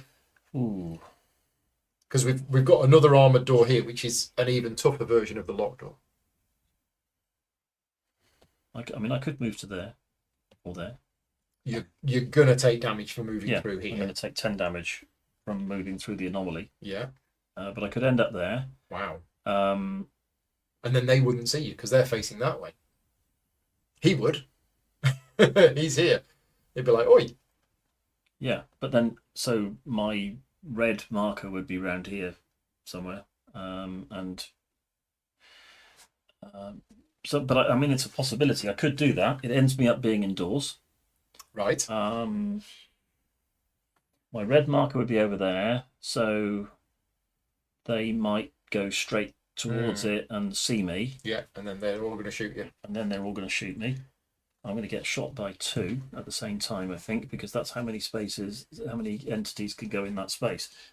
I might be able to hold this alley off for a while. That's an option. Pin those two down. I'm going to certainly be taking 10 damage, which I can only do once. And then the second one would shoot me. I'd go down to 0. I'd take. Should we maybe go a bit slower? Try and get rid of him, and I'll use my nuts and bolts to cover up some of these spaces. That makes sense. Yeah, and what you mean, and creep in here to avoid getting Just radioactive rain, or maybe just take the radioactive rain. Well, like Well, hopefully could be it 15. might stop. It might stop raining at some point.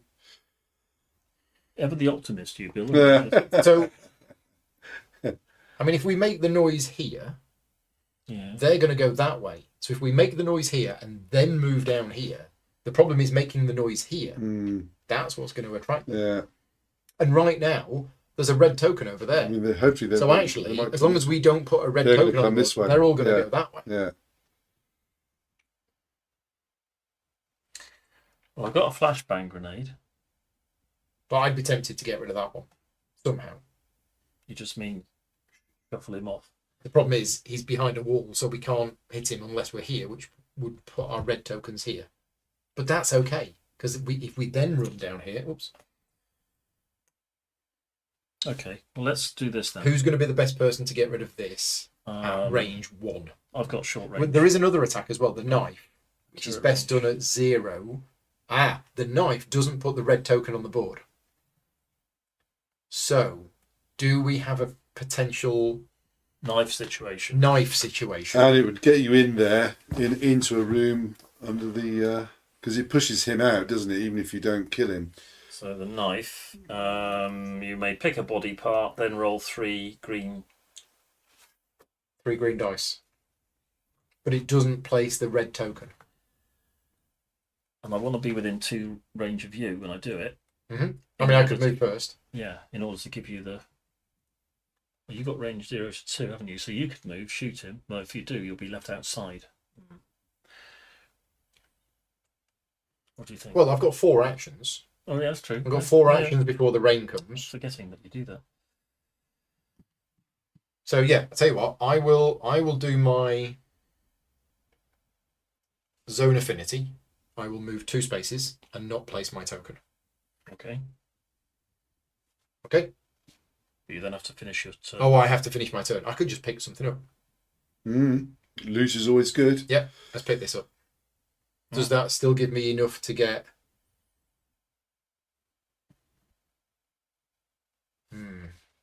So you need to be there. And if you end your turn, though, you're going to get shot. Yeah. You could just go back in here. I could go back in. Yeah. So let's pick up some loot. So we'll pick up the loot token. We'll flip it over. It is it's a magazine for a type of ammo that I actually use. That's handy. So that's handy. Okay. So I've done my turn, and I'm not in line of sight, so nothing shoots me. Okay. So right, Pete, if you want to have your go, I'll get the unique loot cards. Okay, so I'm going to move to here. It's only 2. I've got line of sight. Didn't even know what these cards were. So you put that there. Yep, because he can see me. I'd say, hello, nice day. Same about the radioactive rain, but I'm told it's going to be clearing up soon. And then I will shoot him. You can trade with him. It is an action. I'll give him a burst, and that'll be 3 look of at the those. trader card. 3 of those and 3 of these, but I'm not in accurate range. Okay. But here, have some of that. Right. Oh, 1, 2, 3, 4. It's a shame that you're not in accurate range. 5. Did you choose a body part? 6. If you didn't, it's torso. Well, it's burst. It's burst, so it is torso. 2, 4, 5, 6, and I've got 4 gas masks. Any focus to re-rolls? I mean, you don't need to with 6. Nah. 6 and 2 cards. 6 and 2 cards looking for a heavy wound. A heavy wound. He's not in cover, so... A heavy wound, both of them are the same. He gains a pin and a exposed. Okay.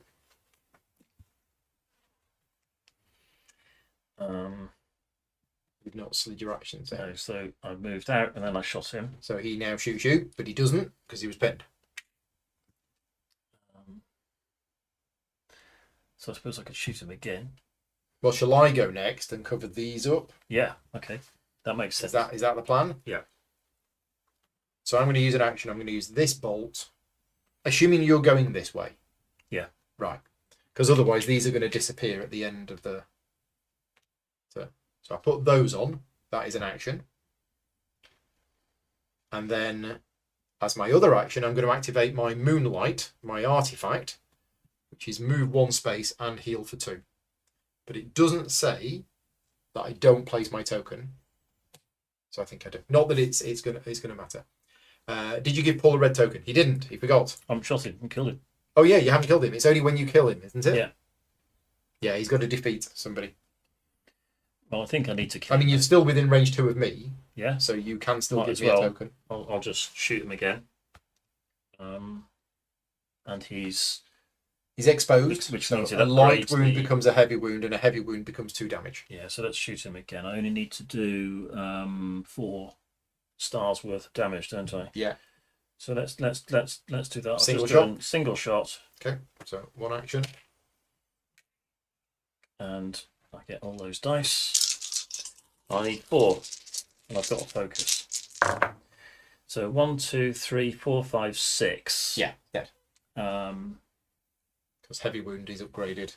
Well done. It's gone. We get a loot token on the space. And Paul does get. And now I red get a cubes. Because I'm within range 2. now that was my first action. Yeah. So my second action, I've got energy drink. I could go 1, 2, 3 and duck indoors there. That's not indoors. Of course it isn't. It's Yeah, just it's behind not a some thick barrels. wall, yeah. It's no good hiding under a. Okay, so I've got to Although keep. that's a thick wall as well. Yeah, I thought that's a room. This is not a room, so I'm not quite sure why But that's. it's actually got a shield symbol. Oh yeah, Does that count as being indoors? I don't think so. Hmm. I don't think that counts as indoors, but I mean that's got a shield symbol. It looks as though it ought to be. But Yeah, it's only you're I only don't- just behind some boxes, aren't you? Yeah, I don't think it's indoors. Just being behind some boxes shouldn't protect you from radioactive rain. You might. No, not really. It's a bit like the 1950s public service Oh, yeah. announcements. Hide them. and Yeah, it's cover. all right. Duck Yeah, and just cover. draw the curtains. It'll be all right. So buildings and rooms are areas fully enclosed by walls, doors, Right. and windows. Okay. Some effects may reference being inside or outside of a building, indoors and outdoor spaces. So technically, oh no, that is a door. Yeah. Yeah. So this whole thing It's a here building. Yeah. is apart from this bit, because that's not a doorway. That's an empty space. So putting a paper bag over my head isn't going to stop Nope. the radioactive rain. afraid not. So okay. Well, am I going to move in here? Which is that's not a room either. That It's is not no, indoors. no, A it's bit not indoors. It's a exposed, manhole. and you've gone to the trouble of putting some bolts I down very have. kindly. Uh-huh. So I could just keep on. Shall I keep on going around? That's No, I think we decided that was probably not. That- Well, no, building because standards, that's isn't it? your red token. So as long as that as long as they're going that way and not this way. Oh, true. So what's their distance to here? 1, 2, 3, 4, 5, 6, 7, 8. If they go that way, it's 1, 2, 3, 4, 5, 6. So for them to get to here, that is the quickest way. What about them? Well, they're probably going to go to there. yeah, this is their nearest 1, one. 2, 3, 4, 5. Yeah, 1, 2, 3, 4, 5, 6, 7, 8. Yeah. So you're safe. If you go in here, And you haven't got line of sight on me as I go around there because I'm No. too far away. I mean, this one can see 3 sideways. It can see to here, which is perfect. So you could literally go in there. You wouldn't place your yellow token because your red token's already on the board, and they would ignore you. Doesn't that strike you as being outrageously stupid? No, it's great. 1, 2, 3.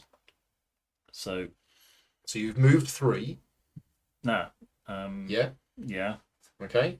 At the end of your movement, you have to roll. So on this anomaly here, you've moved through a blue space, a blue icon, and a purple icon. So blue or purple. No. So you're safe. Then I use my energy drink. So the energy drink is a free action. It basically means that the next action you perform is a free action instead of a normal action. So, and you gain a focus as well. But you already had a focus. Yeah. Okay. So you could can have re-rolled that if it had been bad. You can move So again. I can go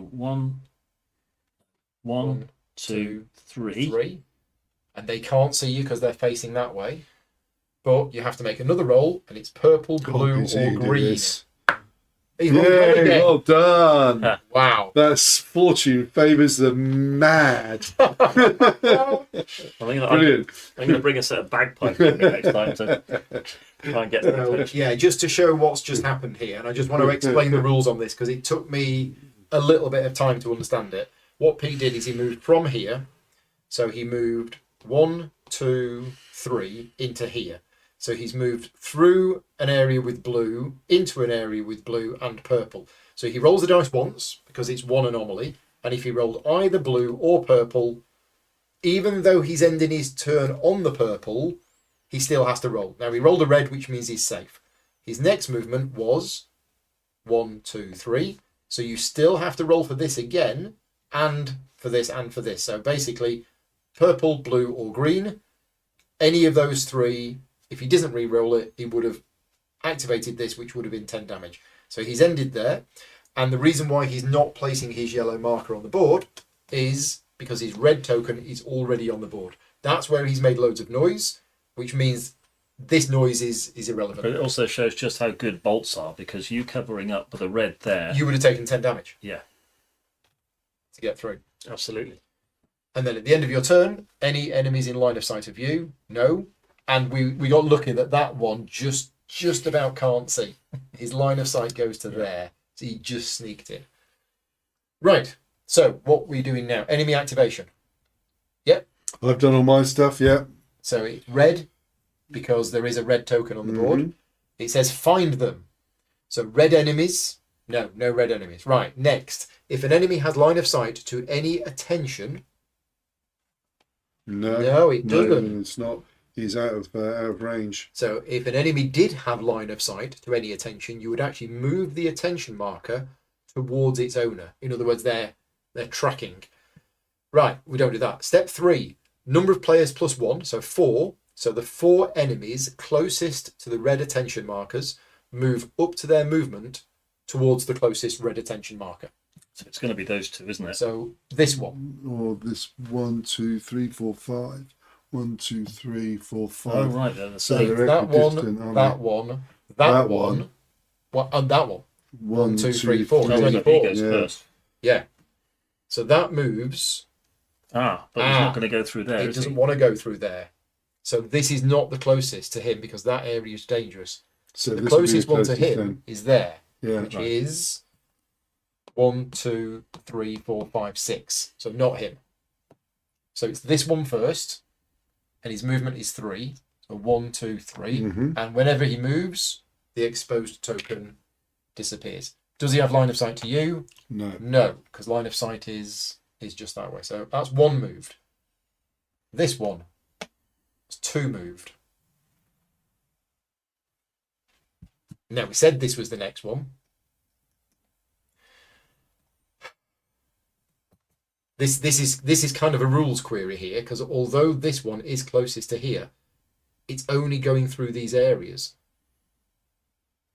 But it's 5 away, isn't Well, it? all of these, whichever way they go, is dangerous.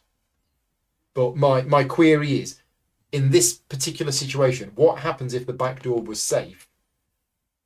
This one would be closer than this one. Even though this one's closer, we don't want to go through these. Well, if the back door was safe, they would be wanting to go. They'd be wanting to go that way. Yeah. But so they haven't got a route that is safe. So they. Oh, wait a minute, they have. No, they haven't. No, yes, of course they this haven't. area is dangerous. Yeah, Right. they still So have because to they come. haven't got a route that's safe, 1, 2, 3, 4, 5. That one is 5. 1, 2, 3, 4, 5, 6. Yeah. So for all of these in here, that one is slightly. Yeah. So we've moved. How many have we moved? We've just moved 2. Yeah. We've got to move 4. So this one is going next. It's moving 2. This one's only 4 away, so doesn't he? No, it's safest route to course. its closest one. Oh, doesn't he have a safe route? 1, 2, 3, and then all the way around. No, This remember area that. is not That's- safe. Oh, it's not, is it? No, it's not. Yeah, well, I didn't see that. Yeah. Hiding, yeah, well done. So Phew, I've good. moved it. 1, 2. Ah, Now, that's not going to be good for him. it's not going to be good because there's red, purple, or green. So, Well, yeah. So Anything. two rolls. Anything other Oh, than it's 2 the rolls. blue. It's 2 different anomalies. Yeah. That's Okay, so the first anomaly, Okay. no, Yeah. safe. Second anomaly, it's safe, and we cover up the highest icon. Yeah. Okay. Right, that's Yeah. 3 of them moved. 1 more. This one, 1, 2. We roll for this anomaly. No, safe. Turns to face towards the way. Turns to face the direction that he's going to go in next. Right, next, red enemies look around. Now, we don't have any red enemies, but what that means is if we did have one, it would turn clockwise. 1, 2, 3, 4, and it would basically look, because remember, these enemies have a long line of sight in the direction that they're facing, so it would basically keep rotating around until it spotted something, or it had done a full turn. But we don't do that because there's no red enemies. And then all enemies attack a target in their line of sight, but they have -2 damage this attack. But I don't believe we have any. No. Oh, awesome. I was hoping that he would go, but he didn't. He's still there. Right, next. Suffer from radiation exposure. Oh, yeah, this bit. So I take a damage. Yep, I take 1 damage. My radiation goes down to 3, but then back up to 5. And some hair falls out. Right, discard all bolts from the map. I'm out of bolts. Next, all enemies discard their pin tokens. If we had any pin tokens, no. Reduce the attention of each stalker that isn't in an enemy line of sight. So I'm not in line of sight, so mine comes off. Mine goes down to yellow. Mine goes down to yellow. Yours goes down to yellow. Now we roll the dice and we do the fate triggers. So using the rules as we now understand them. It would be quite handy if it stopped. So it's green. So should we do this one first? Yeah, go on. So each stalker out in the open increases their radiation dosage by 5. Then the rain ends. Yes. Discard the card. Good. Good. Yes, it That's stopped good. raining. That's very As handy. British people, we are very happy about that. Yes. Right. Also on green, the abandoned stalker camp doesn't trigger because there's nobody there. The alarm system wasn't running. Spawn points. Spawn points. Place a swarm enemy. So it's one of these. Spawn point B facing west. That's there. Okay. That's the fate triggers done. Reset all turn tokens and refresh the lead stalker token. Next round. Okay. I don't want to say too soon, but I think it's going better than it did. It's certainly going better. Yeah. It's definitely going better. Right, round 3. We have an event. We have a selected target. So, if there is a human enemy with line of sight to any stalker, we would read script 384. There isn't. No. So we read script 155. So Pete, if you want to read script 155. Script 155. Choose the stalker with the highest hit I points. have 14. I've got 16. 9. I think it's going to be me. Pete again. Place the viewfinder token on that stalker's space. After the first action of that stalker, that's slidey down action, Yeah. they will be hunted by an unknown number of enemies, and then you will read the script 256 to see the effects. Place that on the token to show. So the first time that Pete takes an action, we're going to read a bit of extra text. I've forgotten now. You've been a selected I was supposed to be target. staying within 2 spaces of you, wasn't I? Yeah, it's fine. Okay.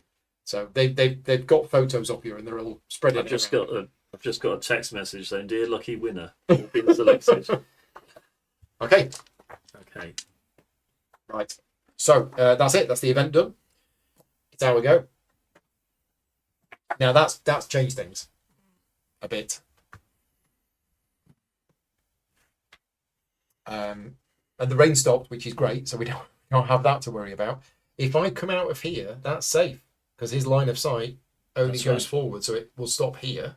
It won't go sideways. If I go there, I'm safe because he can't see me, and He's in his facing rear. that way. But if I go onto his space to do a knife attack, Yeah, as soon as you move onto an enemy space, you put your red token in that but space. the knife attack doesn't place your token.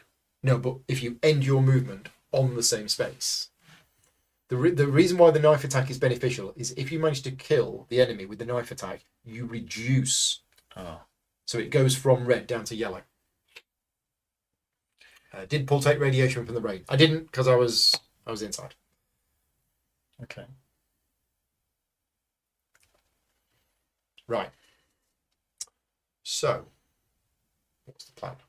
Well, if I come out and start attacking people, then the attention's going to be back in here, and they're going to come flooding back in, aren't they? I probably should have thought this through a bit more before I went running into that room. I mean, I'm considering coming out here, but this is really dangerous again now, and I'm out of bolts.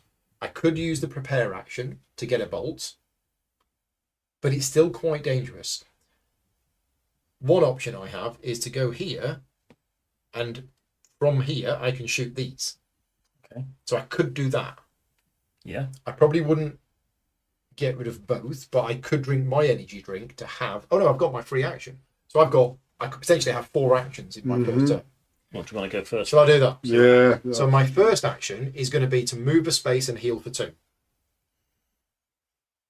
So I can only heal for 1, but I move a space, and now I'm in line of sight of this one, because it's got 3 in a forward direction. So 1, 2, and line of sight can go through windows. So they've now seen me. But my first actual action is to spend this cube, thank you, Pete, to have a shot. Now, I could do a burst, and if I do a burst, it uses 3 ammo, but I can spread the damage between these 2. That would be very impressive. My accurate range is 0 to 2. Your max range is Oh, my 3, max range is 3. so you can't reach in. Well, yeah. I mean, technically, the maximum range is 3, but the burst says that I can spread the damage out between my target and all enemies adjacent to it.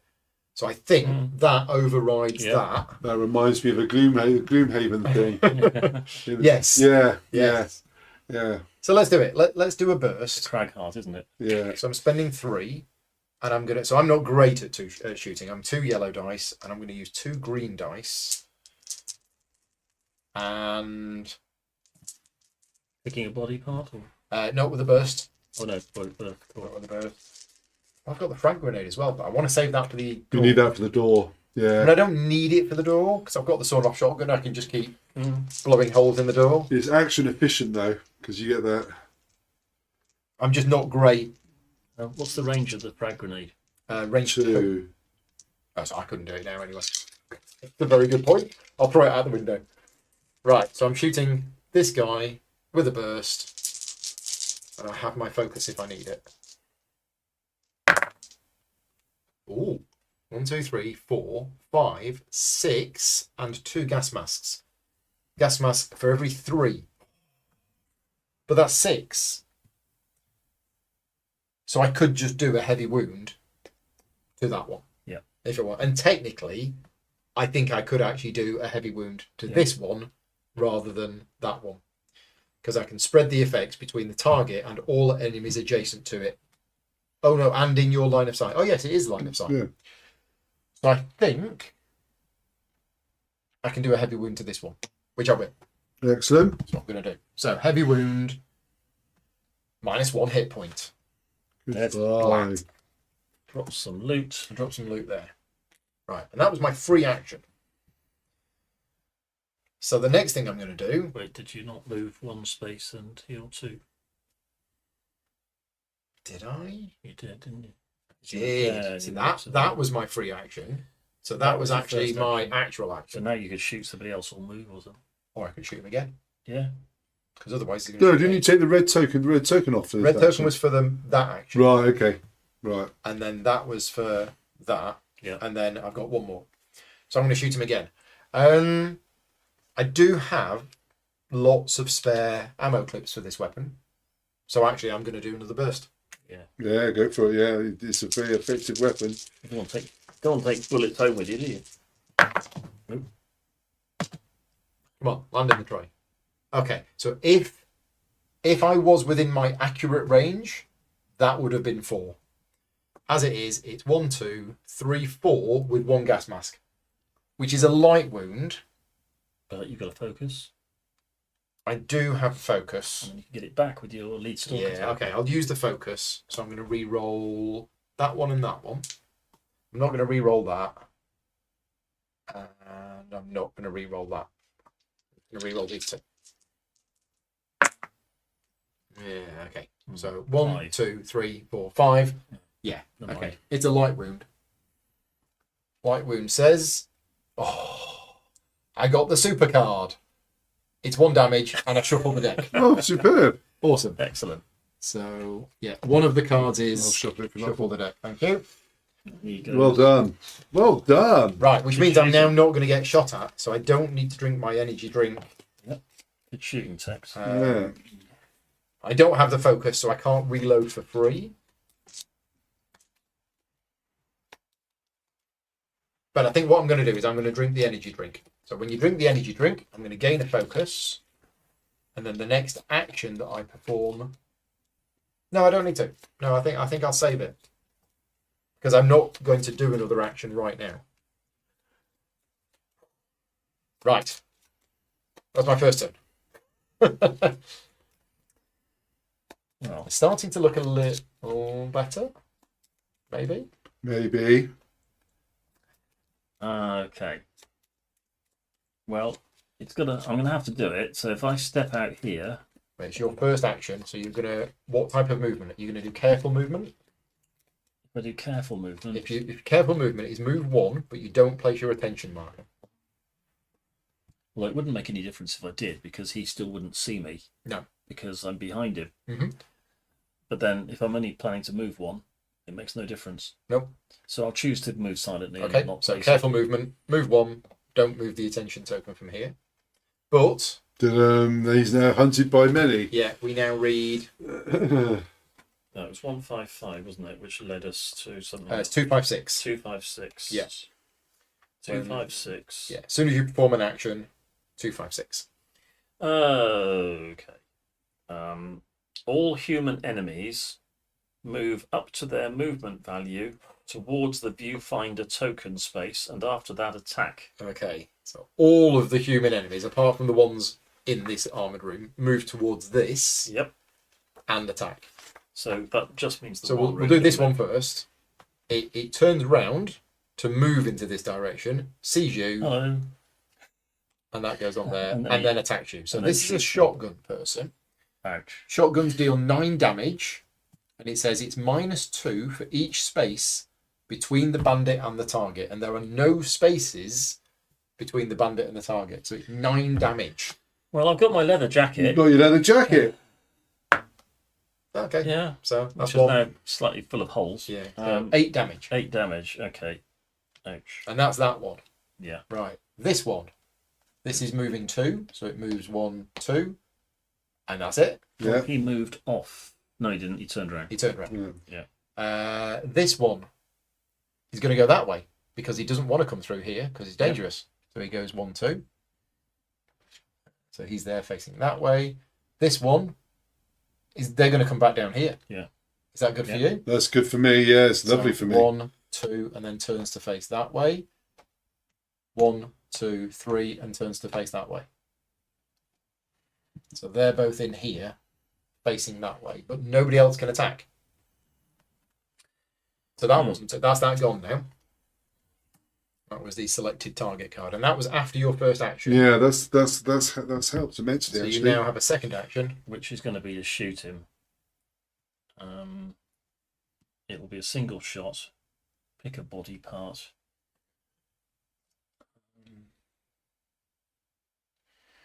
But I've got a focus token. Yeah, it's So- now a ventilated jacket. Matt says. Yeah, it's good. It's good for the summer. Thanks, Matt. Yeah. Okay. Well, I'm not in my accurate range, but and I can't do a burst because I've only got 2 ammunition. So I'll do a single shot. Yep. And I'll aim for the head. Okay. So you need a 7 or more. I've got 2 of those and 3 3 of yellow. And you have a focus. Yep. So 1, 2, 3, 4. 4. Not enough. I think I'm going to roll these again. Although that would mean that I get to choose between 2. So I'm looking for 5 more. No, I'm going to roll these again. You're keeping that one. That's a 1 star and a yellow. 1 star on a yellow. I think I will keep that one. I've got 2 already. Come on, I need 5 more. Come on. Hang on. I don't think there's any gas masks. Oh, you've got a gas mask on the. You got another yellow. Okay. I was going to say there's no point keeping that because then you've only got 1 gas mask. Oh, Okay. so you missed. Yeah. Yeah, you missed. Because I missed, I've ended my turn like that, which means he shoots me in He's the going to face, shoot you, so it's another 9 damage. which puts me onto 0. Wait, which you gives got me... your leather jacket. Oh yes. So you're currently on 9. Currently on 8. Oh, you're on 8. Right. Okay. So 8 damage. So here's what happens. I mean, you just did that to show the rules. That was why I did it. So what happens when your Stalker goes to 0, you receive one of these critical injury tokens. What it does is it slots into there. So from now on, at the end of the round, when Pete resets his turn tokens, it only goes up to there. So he's lost an action from this particular slot here. And as I mentioned earlier on, if Pete takes any more damage now, he gets a second critical injury. It doesn't matter how much damage he takes, he gets another critical injury. So there needs to be some healing going on here. He's just emptied 2 shotguns into you. You can you're up to this, Pete. Well, I think it's not going to happen again. Shall I go again? I think you deserve to. Yeah, absolutely. Cool. What I'll do is I'll eat my. I know this is how to deal with having 2 barrels full of chocolate. Just get out your cinnamon raisin cup of tea. Yeah, cup of tea. Still the kettle. I've got my bacon sandwich. Oh, perfect. Perfect. So that gets me my focus token back. It's a free action, is it? It's a free action, and I get 2 hit points back, which means the critical injury goes.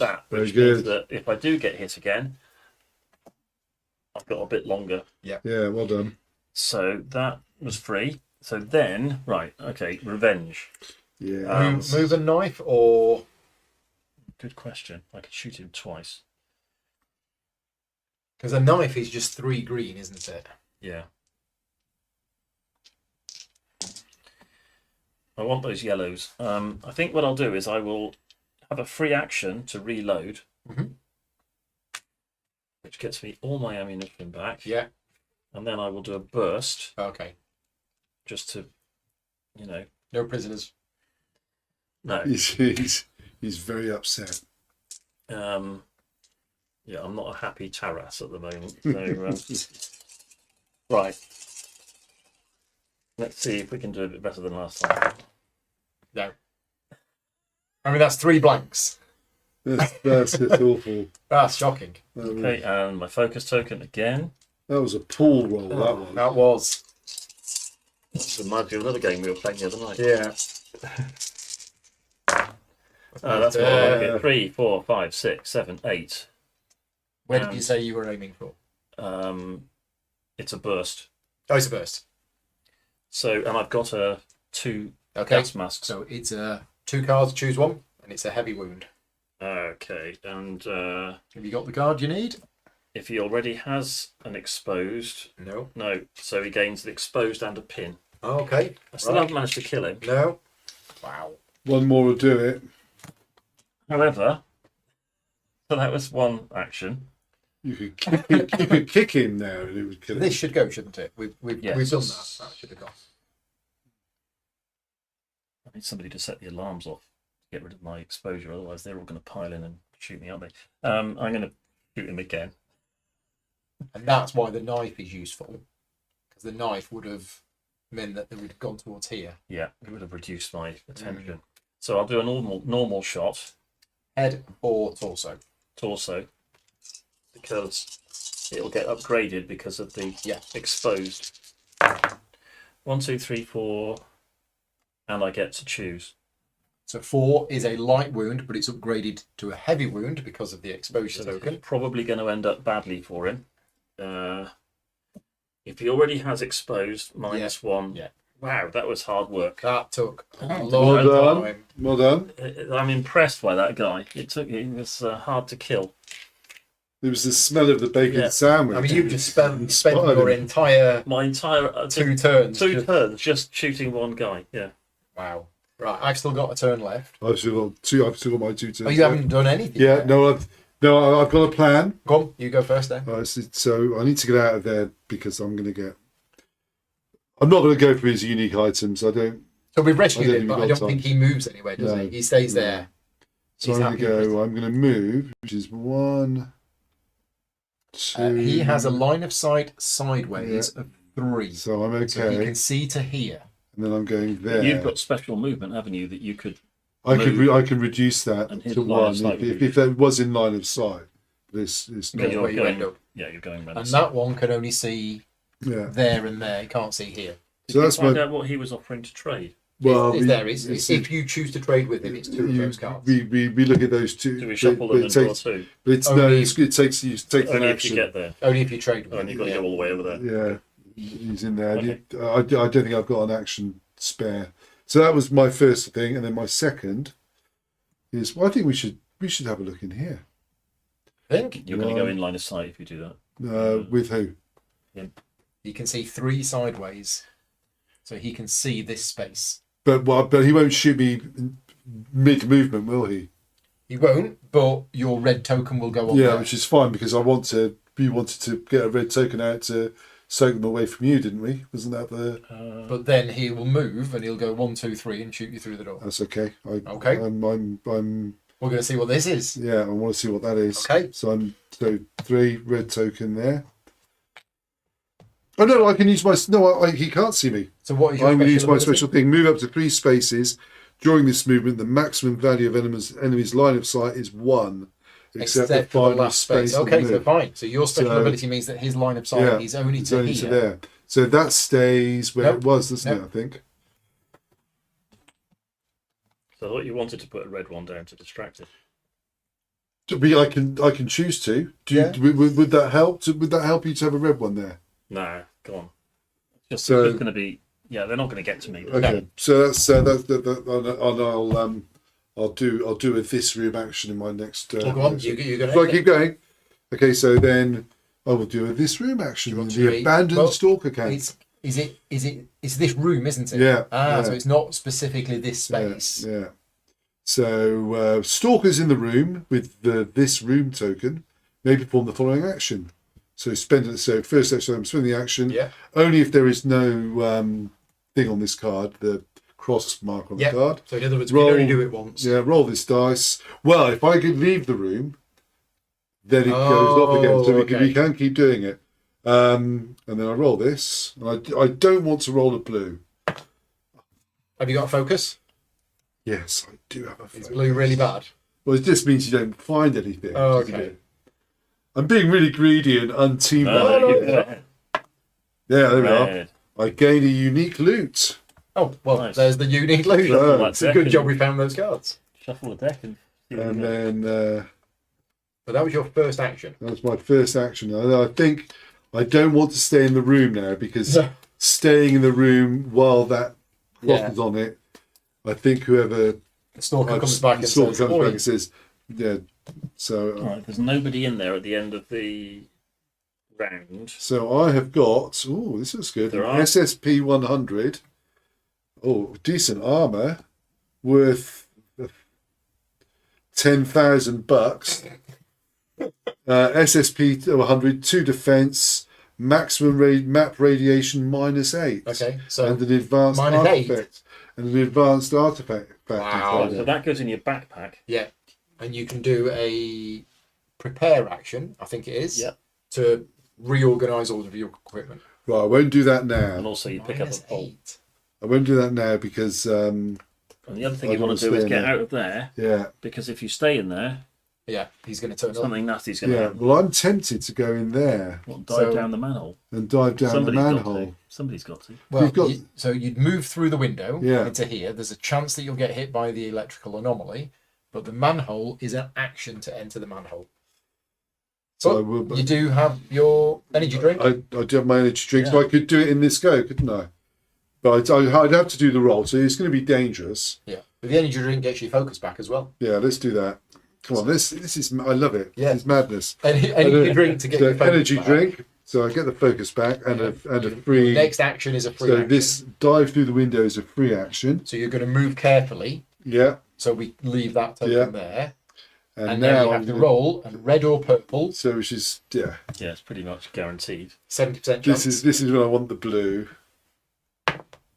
It's purple. Purple. So interestingly enough, what happens is all of the purple symbols now activate. So if there was somebody on this space, they would now take damage as well, not just that purple symbol.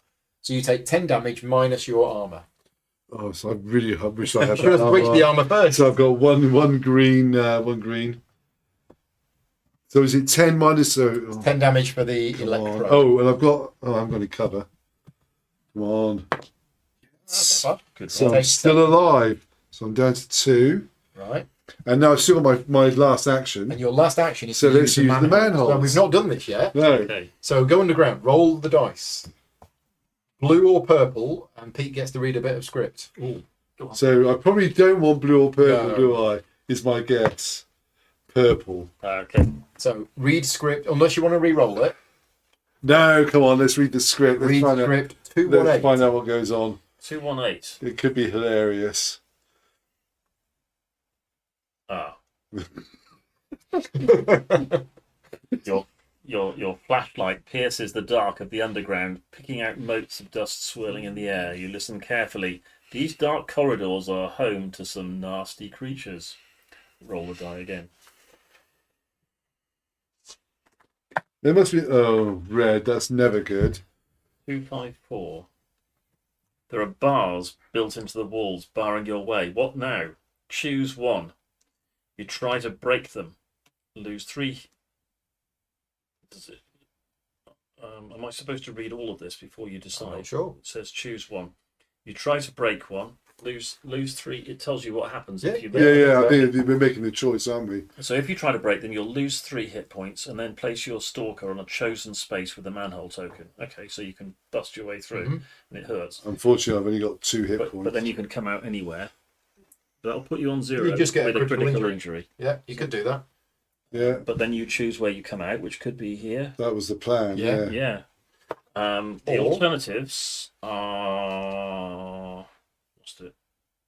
Try to find another way. Slide your turn tokens down, indicating you have no actions left. Then place your stalker on a chosen space with a manhole cover. They're already down. It's I my assume last you would one. have to be able to slide one of them down.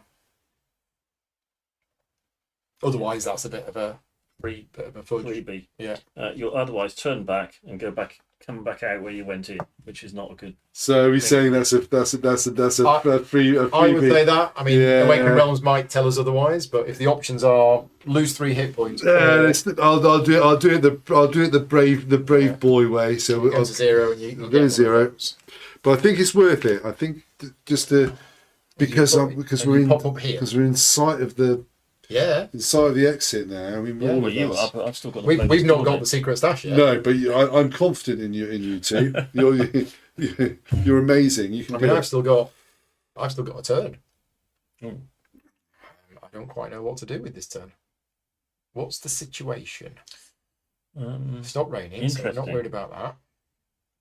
My red token is there. Your red token is there.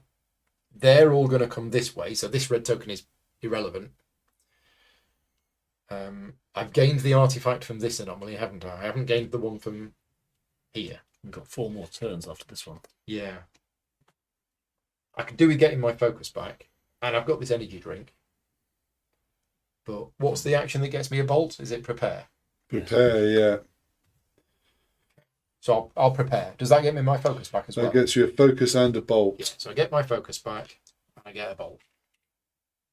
So that's my prepare. That's not the one that allows me to swap stuff around. Yeah, It is, yeah. And okay. then in any number of times in any orders, stalkers on your space may equip or unequip armors. So it's not just you. If you were with Yeah. someone else in your space, That's what I'm going to do. I'm we going can to all put the do it. Viper 5 into my backpack, and I'm going to take out the sawn-off shotgun that has a couple of bullets in it. Okay. Right, so that was the prepare action. And then I think I'm just going to do the move action. So I could go through here and take loads of damage from the electric, but that seems bad. I think I might just go 1, 2, 3 and say hello. And that I don't put my attention token because it's there. Yep. Yeah, I think that's good. So is that everybody? Do have Yeah, this. I'm have done. This. Yeah, I think we're all done. Right, so enemies activating, and it's a red one again. So all enemies move up to their movement value towards the closest red attention marker. So this one, Yep. moves 2. Yep. 1, 2. Turns that way, doesn't see anybody. Yep. This one also moves 2. Yep. And this one moves 3. 1, 2, 3. This is good. And that's it. This is good, Him. boys. And Oh, this him, one forgot here. about him. He's going to go that way, isn't he? Well, no, because that's it can't a go blocker. there. Yeah. So he's going to try and come around this way, This isn't he? this is the They're all shortest blocked. route, the shortest, safest route. Everybody always forgets about But that. won't he try and get to that one because it's the closest? It's not the closest because of this. No. Oh, He's okay, gonna yeah, go yeah. This is what keeps on confusing me. Yeah, got it. Green enemies move up to 2 spaces towards the closest marker. They're not green, they're blue. Green. All enemies attack a target in their line of sight with +2 attack, and then green enemies perform their special. We got lucky with these You cards. did. It's activating the red and the green ones, and we don't have them. And then suppressing fire, all stalkers in range and line of sight of at least 2 human enemies are pinned. Nope. So yeah, we got lucky with those. Yeah, that was good. Right. That is that done. Next. Radiation exposure. That's me. Again. So I take 2 damage. I go down to 3 and then back up to 5. Discard all bolts. We don't have any. Enemies discard their pin tokens. We don't have any. Reduce attention of each stalker that isn't in line of sight. Yeah, that'll be me. And then fate triggers. So have we got any fate triggers? And We've got then, only the spawn point. this comes off as well. Does it? Yeah, Yeah. during the fate Good trigger step. Okay. There's no one in there. Okay. And then fate triggers is basically for the spawning. Blue. Place a spawn enemy in point A facing north. Oh, okay. So He's irrelevant. there you go. Excellent. Right. Okay. That's it. Next round. Okay, so Yeah. the event card is... what's the... Yep, sorry. Thought the back door was a dangerous space as well. Ah, yes, hang on. The back door is a dangerous space. But they've no other way through. The front door's dangerous and the back door's dangerous. So that's the closest. Oh, sorry. When we were talking about this one. Yeah. Oh, Ah, good point. Yeah, the route to there is dangerous, but the route to here is also dangerous. So it does go that way. Yeah. Thank you. And then where would it turn? Probably face that way. Thank you, chap. Yeah.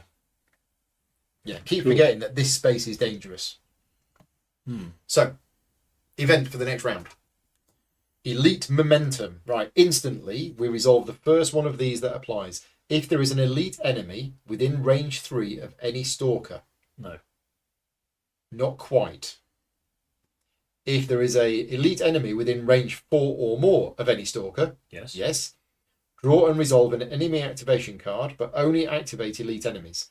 If there's at least 1 red on the map, draw red, otherwise draw yellow, and then discard this So card. this is when the situation where we don't read the bottom bit of the Because the card. bottom bit only applies when you do Yeah. it. Yes. Okay, so there is an elite enemy.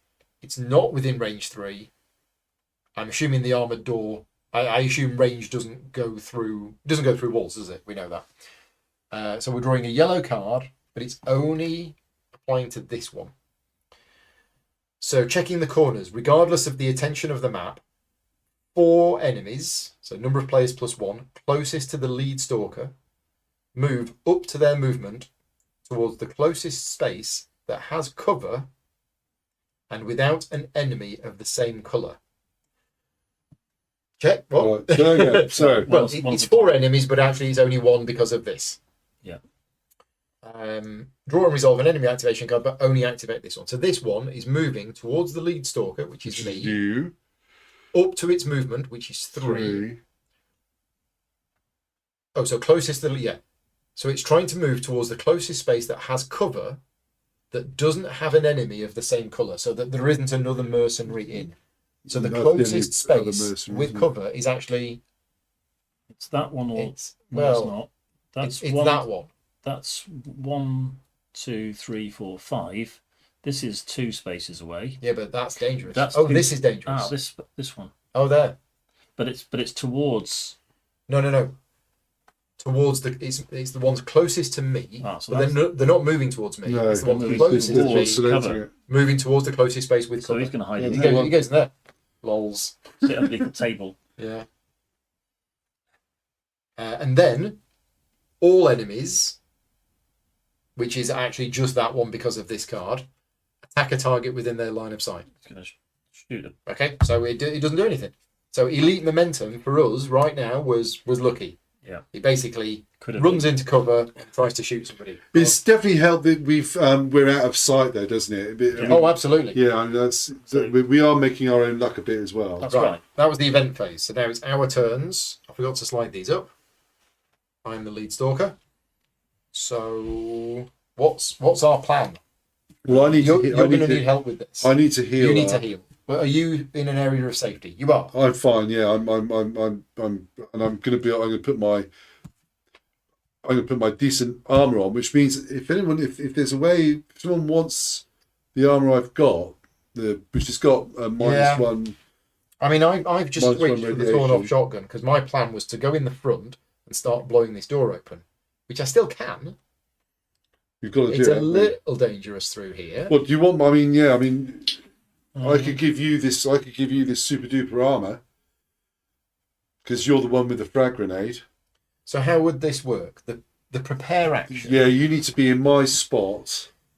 Any number of times in any order, stalkers on your space can equip, unequip armors, artifacts, attachments, and weapons. Exchange cards and tokens from backpacks, pockets, and personal cards between tokens. So if you moved to me and then did the prepare action. I mean, well, I was wondering if you could move to me just because I've got loot in there as well. But then I've got limited. Okay, fair enough. Yeah, Okay. yeah, all right. Yeah, I'm happy with that. I'll come to you. You're critically injured. Well, I can heal myself. I can heal myself. I mean, I'm critically injured anyway, so I'm not going to lose. Yeah. You know, I'm not going to gain anything in what order I do things this turn. Shall I go first then? Sure. Yeah. So I'll move into you then first. So, So your first action is move carefully. Move so carefully. That doesn't put a token on the board. And then that's the end of your turn. And then next turn, yeah, you have another turn. I'll do a prepare. Right. Right. So here you go. So I get that. That's 10,000 quid's worth. Yeah. I just wanted to know that. I've got a rusty bolt. I'll swap it you. So I get that, and then I can equip that. There you go. Have my leather jacket. Well, that's very I mean, kind. is there anything else you want? No, I think basically all I've got is. I think what does that do? I mean, I've got the military aid kit. I mean, I've got 2 first aid kits as well. Okay. You're the one who's about to do the really dangerous stuff. Yeah. So, so you're doing that, and then I'm going to obviously spend. I'll spend this to get 8 hit points back. As an action? So this is still part of the prepare action, isn't it? No, using that is an action. Oh, it is, isn't it? So Yeah. that would be my last action. Well, is it a free action or no? It won't be. It won't be. Can I use? No, the focus doesn't give me a free action. But that's fine. Because then you're healed up, ready for next time. turn. Yeah. Stuck there, though. That's all. Oh, sorry. Come on. So I just think that might be safer because these pods are all going to come around there and start shooting. You could go in here. Like where the loot is, that's all. Yeah, yeah. You just I won't feel myself just up move yet. back there. I'll just move Should back be safe. there. Yeah. Okay, so both of your actions are done. So they're done. Yeah. Right, and if you healed? No, I didn't in the end. No. So this thing actually improves my basic container. So my basic container has been improved. It's now an advanced container. I don't think I've got the counters for that anywhere handy. But essentially what it does is it reduces the radiation value of the artifact that I've got in this slot. So instead of it being 5, I think it's -2. I'll get the counter in a minute. But also it means that I can move through these areas and my map radiation is -8. So I don't take any radiation at all from moving through here. But it does say, whenever you lose 3 hit points or more, place a cube on this card, and the reduction of map radiation is weakened for each cube on the card. So it's got a limited lifespan. It gets damaged, basically. Advanced container is -4. It's -4, is it? Oh, okay, nice. Oh, because improved is -2. Yeah. Advanced is -4. Okay, so I'll just remember that's a -4 for now. So I'm thinking of moving 1 and doing my move 1 and heal 2 hit points. Okay, and where's my yellow token? It's there, so my yellow token is now here. Then my next action is going to be to do a bolt using my special ability to place another Excellent. bolt there and there. So it's still a little dangerous. And then at the end of my turn, anything that's in line of sight of me can shoot me. But there isn't anything, so we're all good. And then if you're happy that I take another turn, Yep. I'm going to move, and I'm going to move normally. So it's 3. So 1, 2, 3. So my yellow token goes here. I've moved through. The highest radiation zone I moved through was 4. But because of this, You're laughing. I'm absolutely laughing. But I do have to roll for the anomaly. 5. Safe. And then I've got one action left. You could shoot the door from there. Frag Can grenade. I? Third frag grenade. Maximum range 2. I never thought I could do that. I mean, if I do, that's a red token on here. Is that going to be a problem for these? They haven't got line of sight to you because it's diagonal, but they will come after you. But they They will. will do anyway because. But I don't think they'll get to you this turn, will they? And they'll have to go over lots of dangerous stuff. Well, you can carry on shooting from there without having to cross that red symbol. I could, but I figured that once we've done this, we're probably going to want to go this way out. Yeah, but don't forget we've got to not just knock the door down. Gotta We've go got to in there. finish these guys off as well. We do. Yeah, I think I'm just going to move again. Yeah. And I'm going to move 1, 2 to here. So I'm moving through that anomaly space. It's fine. So you're We've not been quite planning lucky to with not these. planning to use a frag grenade on the door? I'm just going to use my shotgun. Yeah, brilliant. Shotgun has blast, which Yeah. means I will automatically deal Yeah. damage Yeah, perfect. each time. So that's my 2 turns done. I'm finished. Oh, no, that should be here. Yeah, it goes with you. That's it. That's me done. Right, let's look for the improved container piece. It's just me to have my actions. What am I going to do? I can. I've been looking at this because I can shoot at this door, but I've got accurate range of 2. No, so I'm not in accurate range. I could take 2 shots. I could What's- take how 4 many- shots. What's I the I haven't got a focus token. yeah, needs 8. There you go. Advanced container. Yeah. So that goes on there. So I haven't got a focus token to re-roll. I'm looking for 8. 8 stars 8 to stars to deal 1 point deal of 1 damage. damage. And yeah. I've not got a blast weapon. So I'm not very good at Do you this. want to shoot that? I could do. Heal up, worth healing up. Yeah, you're only on 2. Get those bandages out. And get ready for the battle to come once Paul's blown Okay. the doors off. I'll take it. I'll take my first action. Oh, it's a military aid kit. Military aid kit. Oh, I gain the focus token. Focus token and 12 hit points. Result 12 hit points. So yes, So I'll they have are expensive. that. Thank you. I'll do that. And that's my first action of your first turn. First turn. Now what do? I'll pick up. I don't need to prepare because I've got the focus token from that. Mm. I could take a shot. I could take a shot at the door. You could take a shot at the door. That would put a red token in here, Yeah. which would change what they're going to do. But I'm going to be stepping there and shooting him anyway. In my Oh, next okay. turn. I don't want to do it now because then you'll get a free shot at me. Yeah. So let's just take a shot. An ordinary shot. Yep. So you need 8 successes to deal a damage to the armored door. It's doable. And I've got focus. 1, 2, 3, 4, 5. No. That's when it starts to run out. Do I use my focus token to roll? I could get 2, 3, 4, 4. What do I need? Another 5, don't I? Yeah, it's How likely doable. is that? It's not. Not It's very not. likely. It's not. It's not out of the realms of possibility, is it? And it would be really helpful. I'd probably rather save my focus token Yeah, I for was saying shooting that. matey boy over there. Yeah. So yeah, I think Okay. I will. End of your turn.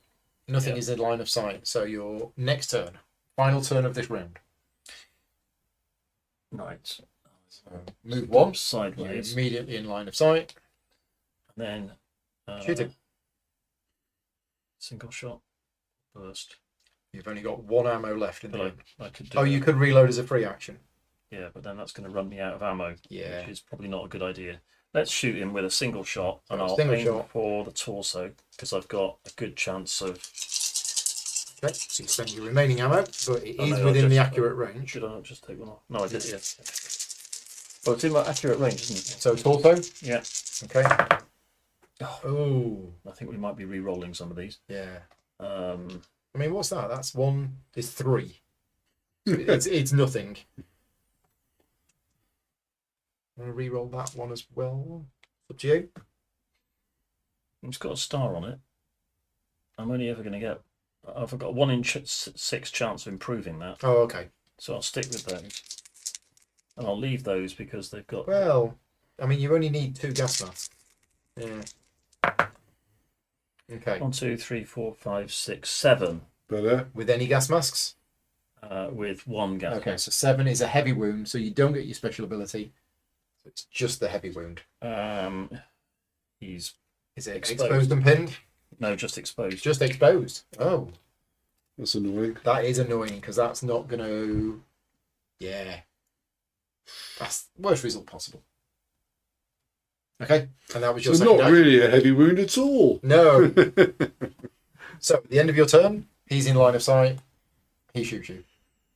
Yep.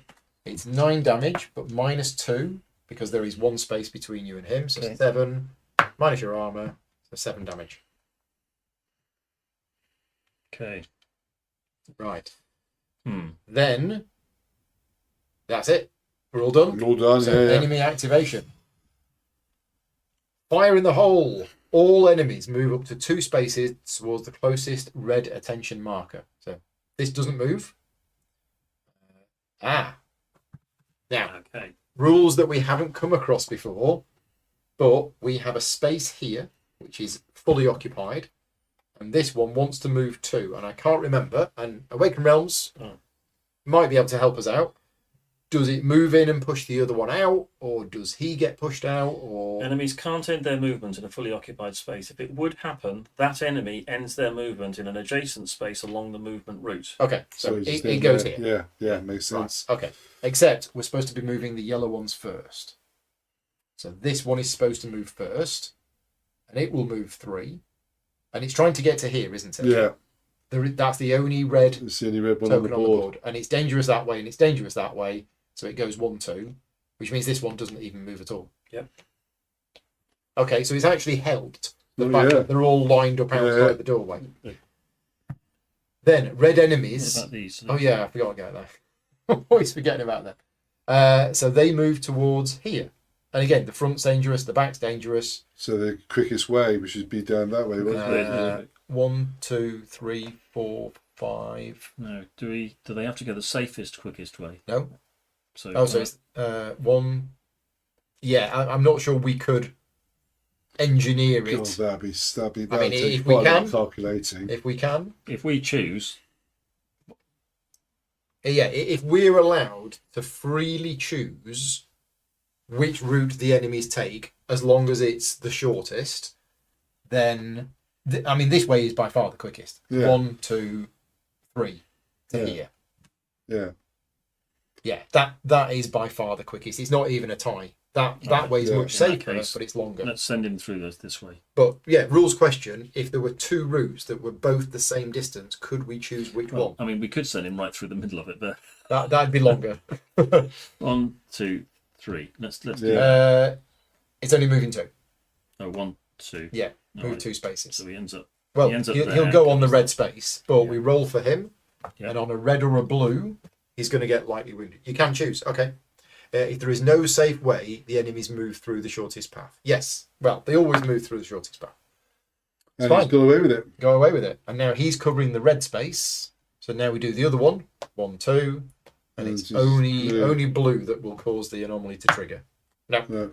we've Okay. not had many anomalies triggering. No. Right, we had no. loads this afternoon. Red enemies move again. We know red enemies. Right, all enemies attack a target in their line of sight.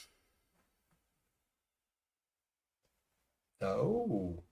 Oh, yes. He can see me. Oh, And so can he. bugger. Oh, rats.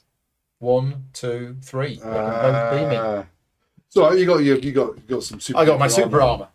So should we do those two? Yep. And it's a shotgun as well. So there's actually 2 spaces. So it's only 5 damage. I'm not in cover though, or am I? No. I'm not in cover. So it's 5 damage. So 5 damage from the first one. Minus 1 is 4. 5 damage from the second one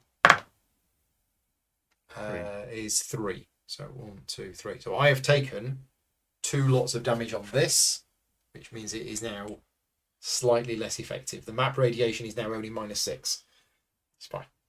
Red enemies perform their special, and then oh yeah, this one's going to attack you. 7 base damage. 6 down by 1. I should have had that benefit of that last time as well. Oh yeah, you are in cover. So I should have 1 more. Yeah. So it's 7 damage. 7. It's 6 damage with the cover minus your armor. 5. Right, still alive. So yeah, the cover only it doesn't apply if the attack takes place in the same room, but if it's coming from outside, it does. And then throw a grenade on all spaces with a red attention marker without a human enemy and within range 1 to 2 of a human enemy. So this, but not this. Right. Because I'm 3 away. So all spaces with an all attention. spaces with a red attention where there isn't a human enemy. Oh, In other words, they won't blow their friends up. Blow their mates up. Yeah. It throws a grenade. Stalkers suffer 6 damage. You can roll for defense. It's both of us. No, it's not you. No, I'm 3 Just away. me. Yeah. 6 damage. 6 damage. Whatever I roll. Whatever you roll, have a critical injury. I'm down to 0. Bad luck, mate. They haven't taken much of a liking to you. Yeah. Well, Well, they got his photo. Right. That is I might be sending an email giving feedback to their boss. happy face, unhappy face. Please rate your experience in the game. Right, so we've done that. Radiation. Yeah, so that's me. So I take 2 damage, but the radiation now drops to 3. Yeah, that's more like it. And it doesn't go back up to 5. Excellent. Oof. Right, next. Enemies discard their pin tokens. No. Reduce the attention of each stalker that is not in line of sight.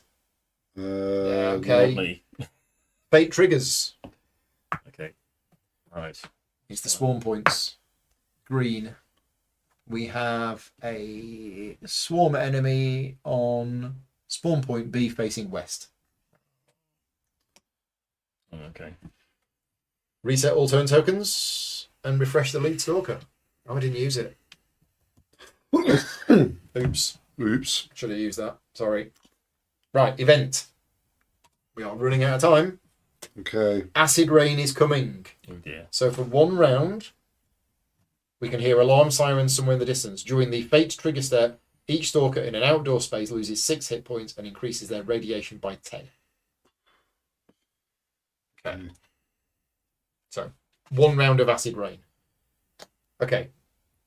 What's our plan? I think you need to go first and get that door open. Okay. Yeah. Okay. Well, I will go first and I will shoot the door with my sawn-off shotgun, and I'm just going to use a single barrel shot. So I'm just going to use 1 ammo. So I'm rolling 2 yellow and a green, and I need 8. But because I'm using a blast weapon, I immediately deal Also, 1 damage to there, because I'm not going to get 8 on this. probably not. How many tokens do we need to do? 3. Mind you, both barrels. You've got a focus token, so you can do a free reload. Okay, so I use both barrels, which means it's 3 dice instead of 1. There you go. 7. That's 7. Oh. So I'm going to use my focus token to re-roll. What does the skulls do? These. This attack hits all enemies on the target space. I'm only going for the door. So I've used my focus token. Okay, 1, 2, 3. There you go. That's 8. Well done. So that's 2 damage on the armored door. That was 1 action spent. Now you can use your lead stalker token to get Yeah, your focus so I back. can use my lead stalker to get my focus back, That Excellent. comes across here. which means I can then reload as a free action. Yeah. So I use that to get those back. I go again. Come on, Paul. Well, the problem is if I go again, then the door opens, and then at the end of my turn, I get shot at by both of these. So you want to wait. So I think I want to wait. Okay. Yes. And then use a frag grenade on them when you open the door. And then next turn, Yeah. I open the door. So what I will do is I will just use my... I don't know. I mean, I could prepare. Yeah, might as Just well. get a bolt, just to basically Yeah. pause. And then if I go again, so my first action of my second turn... No, hang on. At the end of that turn, I get shot at by both of these.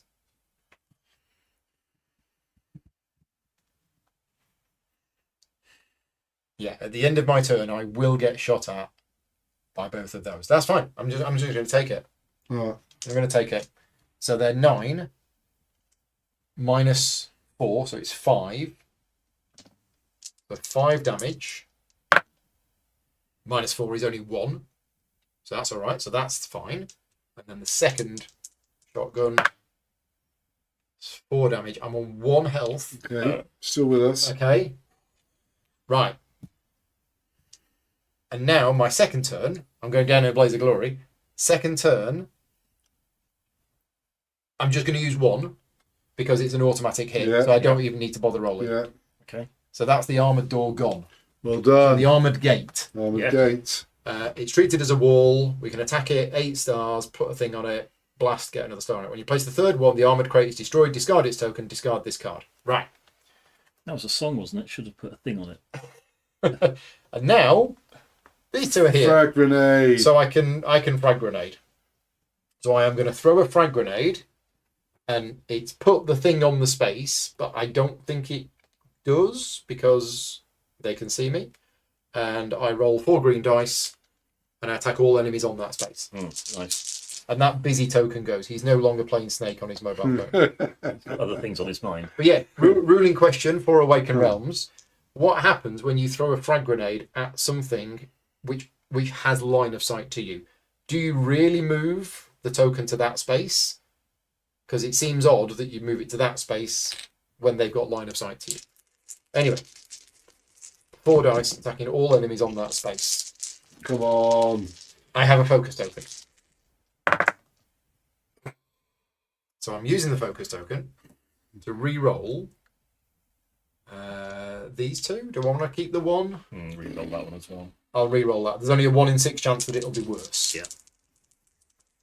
That's more like it. 7. That's better. So against the bandit, 7 is a heavy wound. If this enemy already has exposure token 1 hit point, otherwise it gets an exposure. Right. And on the mercenary, 7 is a light wound. If this enemy already has a pin, push them away, otherwise it gains a pin. And that was my second action, wasn't it? Okay, so when an enemy has line of sight to you, it immediately goes back to your space. Yeah, that's what we did earlier on. Yeah. We put it in there, Yeah. but then we moved it back. Energy drink. Yes. Thank you. I'd forgotten about that. Me. So I drink my kind of non-stop. It's a great name for an energy drink. I gain my focus marker back, and I can have an action as if it was a free action. Right. Well, I've got this. I should use it. What's that, Paul? What have you got? Sawn off. Well, I've also got some bread. And I've got my military aid You're kit. not going to throw the bread at him. Or can I have dodge and let Pete go in there? Well, there's space for me to move into that space. So I could move into this space, and this is where stalkers work differently. Oh no, this space can have 3. Yeah. So I could just move into here, and I'd only be shot by this one. I need 2 extra actions. I'm just being greedy now. The problem is, if I shoot in there, I'm going to get shot at twice again by these, Yeah. which means I'm going to get a couple of critical injuries, and I don't want to die, because if I die, we'll lose the No. mission. You're safer in the room, aren't you? I'm only getting shot at by 1 of them. Yeah. So I use my last action to do this. to move 1 space and heal for 2. Yeah. Which means that goes with me in there. So this space can have 3 people in it, and there are 3 people in it. And Pete's still got his turn to go. Yeah. He might be able to do something to. So at the end of my turn, this one shoots me.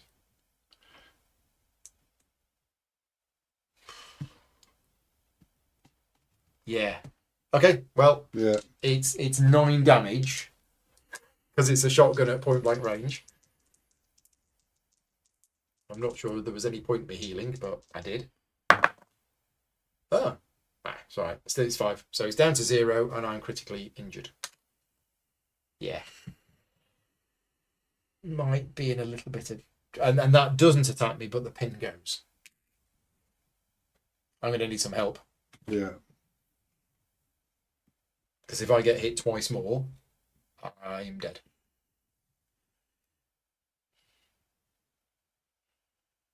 I just took a boatload of damage, so... Oh, it's got 10s all of a sudden.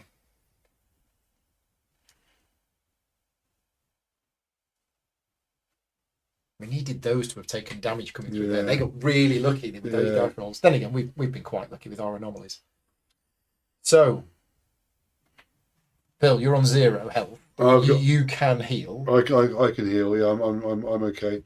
It's mainly what Pete can do really. Oh, those bolts should have gone, shouldn't they? At the end of last round, they should have gone. Well, shall I do what I'm going to do? Because I know. So your first action is to heal. So I'll use this one to get me 8 hit points back. So the critical injury goes. And then I mean, there's not much. There's not much I can do at the moment to help. Going here is dangerous. But I'm on some loot, so I'm wondering if I might pick up something decent. So let's do that. So it's that's just a use action, isn't it? It's just a pick-up action. Yeah. What have you found? I have found one attachment tier 1. Okay, so we go through the attachments and we find a tier 1 attachment, and you have found that. Which is an improved artifacts container. Well, that's not that useful, is it? Okay. And then already got one of them out. I didn't realise I'd need another one. So you've got 1 action left. Got 1 action left. I'm open to suggestions, chaps. I suppose maybe. Oh, we want to be indoors, don't we? Oh, there's the acid rain. Oh, right. I'm going in there. So 1, 2, 3. 1, 2, 3. And you put your yellow token there on here. Yeah, I forgot about that. Yeah, that would not have been. That would have got the Darwin Award. I mean, the alarms are going off. Yeah. Right, Pete. You're all done, aren't you? I'm done. I'm all done. Yeah. Yeah. Nothing's within line of sight of you. So. I really need to do this one first and get away from him, unless I shoot him first and kill him. Is there any way you'll be able to get to pull? You've got no ammo. I've got to no reload. I don't have a focus marker, so I need to spend an action to reload, then an action to shoot him, then an action to move. I haven't even healed yet. So... Uh-oh. Have you got any free actions to get hit points back? No. You've no bread. You need some bread. Yeah, I've eaten that. That was my bacon sandwich I had 5 minutes ago.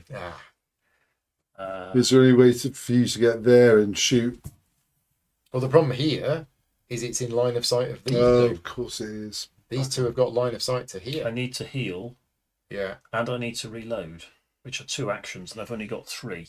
And I don't want to end either of my turns in line of sight.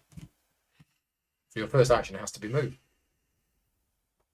But you're in a pretty difficult situation, because they are then going to draw a card and probably attack you and kill you, which ends the scenario in their favour.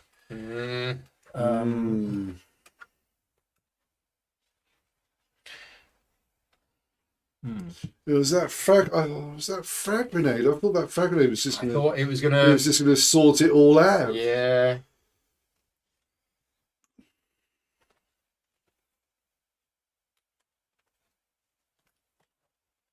Well, Just reading the rules on moving again. So if the stalker moves into an fully occupied area, It bumps somebody out. I believe it pushes somebody out. So it's Stalker movement rules. If you would end your movement on a fully occupied space, push one of the entities from that space. Stalkers first, if present, to an adjacent space. The one you moved from, if possible. So you'd literally grab me by the shoulder and throw me back out into the corridor. Well, if I did that, but then those two would attack you. But I could heal with my second action, or I could set off a flashbang, which would pin all three of us. Oh, well, so they wouldn't. It means they wouldn't attack. It means they wouldn't attack. They will get to draw a red activation card because they won't attack. Oh, but then they would lose the pin. Yeah, they'll lose the pin at the end of your turn. That one's got an exposed token. Yeah, if they can see you. If they can't see you, they won't attack because at the end of your turn they attack you. They don't attack me. So if they can't see you at the end of your turn, they won't attack. And your flashbang has a range of 2. So you could do it around the corner. So I could move here. Yeah. 1, 2. You could throw the flashbang into that room from here. I think that's the only way I can stay alive, but it doesn't help you very much. I think I've got to do it. I don't think I've got any choice. No, it's this one first. I've got to do that one first. You got to do that one first. So I move here. So first action moves to there, which means this goes here because that's the last place I saw them. He saw you going that way, so he thinks you're that way. Then I believe you have to do the turns in that order. Again, Awakened Realms will clarify this. Do you have to do the left-hand turn before you do the right-hand turn? We've kind of always played it like that, but I'm not 100% sure. It says 2 turns in total, and during each turn you carry out 2 actions. You slide their turn token down once when a turn token reaches the bottom. We'll wait for an answer on that. I imagine, though, if you healed yourself, that doesn't go back up. It says that. It specifically says that. If you heal yourself, it doesn't go back up until the end of the round. Yeah, so it wouldn't make the question was, do you have to take your turns? Do you have to do the left one first, or could you do the right one first? Because Pete's in a situation where he's got a critical injury. So could he do this turn first and have 2 actions? Or does he have to do that one? It actually doesn't. It doesn't matter too much in this situation because I can move there. I'm safe. So I'm not going to get an opportunity. Attack. I'm not going to get an opportunity attack. Then with my second turn, I can then.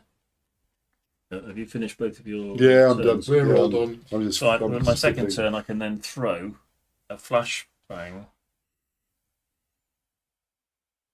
I haven't got line of sight, so I can't shoot them. You don't have line of sight, but you do have range. The range is... Oh no, from here to here is 3. 1, 2, 3. So you can't do it from here. You'd have to be here. And then I'm in line of sight. No, their line of sight is 3. Yeah, which is 1, 2, 3. So you're just outside of line of sight of them. You have to start with the left turn slider. But you can place the critical injury token in either slot. Didn't realise that. Okay, it's good to know. Okay, well I'll throw the flashbang. So from here, range 2, you throw it into there. Right, there's nobody friendly in there, is there? Place your marker on the chosen space. So that one. Okay, yeah, that goes in here. As red, yeah. All entities on that space and spaces adjacent to it gain a pin. Then discard this card. We're all pinned. But it means that they won't shoot. Yeah. And that was... So I've now got another action. You have another action. And I haven't got line of sight in there. Right, I think it's going to happen. Do you have line of sight to here? You do, but you can't. You've no ammo in your weapon. Yeah. What I think I will do is heal to get rid of that, but it's not any good to you and fun. That's okay. Unless I go in there and bump you out. No, we're all good. So I'll use this. I get 9, heal 9 points. This goes. That goes. Yeah, and that's the end of my go. Right. We're all done. So, activation. We have red. Drawing red. Okay, swarming. All enemies move up to their movement towards the closest red. Okay. Well, they don't move. These do move. Yes. So it moves to... Now, we can choose the order in which we move them. So I'm going to move that one first, at which point it stops because it's now within line of sight. But it now rolls red. Come on, red. Come on, red. No, red. It's nearly going to be a red. Nearly. Right. So this one then moves out and into there, and that rolls. And if it's a red or a blue, red. So they get a light wound. It gains an exposure token. Not really much good to us at the moment. Right. So that's those two moved. These two aren't moving. This one. It moves its movement value towards the closest thing. So it's a dangerous space, but it's no other way of getting in. Yeah. Because that's a dangerous space as well. So it goes through green to here. Loses the exposed. Loses the exposed because it's moved. Yep. Right, come on, Anomaly. Do us some favours. Nope. No. This one. Yeah. So It moves 3 actually. So 1, 2, 3. Moving through green. No. And this one, 1, 2. And then this one, 1, 2. I think we're in trouble. Yeah. well, I'll try and pick these two Right. off. Blue enemies move an additional 2 spaces towards the closest thing. Oh. So they don't move because they've got a target Yeah. within line of sight. That doesn't move. This one doesn't move. This one does, but can't actually get in. So it stands on here and rolls for green. Yes. Okay, light wound. Pinned. So this one is pinned, and then this one moves to here. Because they're all blue enemies. Right. All enemies attack a target in their line of sight, with blue enemies having +2. Okay. Right. So That's 4 this of them. one attacks you. So it's 9 + 2 is 11, but -4 because it's a shotgun. So 7 damage coming in from this one, Okay. and you're not in cover. Oh, but I've got my armor. You got your armor. So Yeah. and this one's the same, 7 damage. Puts me on 0. There's no point rolling for armor. No. Okay, so that's those two done. This one is a blue enemy, doesn't attack me because it's pinned. This one does attack. So that's 9, 11 damage. So that's a critical injury. Now, interestingly, oh no, this one can't attack because it's facing that way. Yeah. So it's not in line of sight, and this one's not in line. But anyway, they can't see me orthogonally. No, I no, no. just skip sideways either. Yeah. So I don't get shot by any of them. Blue enemies perform their special. So we haven't seen any specials yet, but every enemy has a special written on the bottom of their card. Did these shoot me? They did. That's why you took loads of damage. And these? Yeah.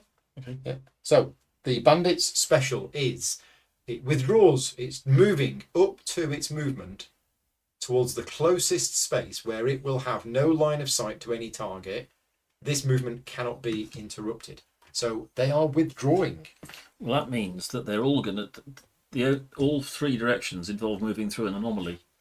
Right, which it won't do. So does that mean it doesn't? I think it does. Can't be interrupted. Can't be interrupted. So it's moving towards the closest space where it wouldn't have line of sight. Well, that's here So that's or there here. or there. So if we choose, then this one Goes here. will move to here. Yeah. So hopefully, Awakened Realms, it will still move into a dangerous area with this. If we're doing it wrong, let me know. Now, that's safe, and then it covers that up. This one will send that way, because it's red, Yes. so it gets a light wound, which is upgraded to a heavy... Oh, no, it's exposed. No, it was exposed. It but was left it exposed. behind when It's it not moved. exposed, and now it's exposed again. Right, that's correct. Okay, we're doing it right. They will try to with each other. They are now both in an area where they don't have line of sight to us. Right. Which one next? This one. So the closest space where that doesn't have line of sight to you is here. Yeah. Yeah. Okay. This one doesn't have line of sight to you anyway, and this doesn't have line of sight to you. But this one? That's a mercenary. Oh, okay. It's only the blue enemies performing their special. Yep. So Okay. it's only the bandits. Right.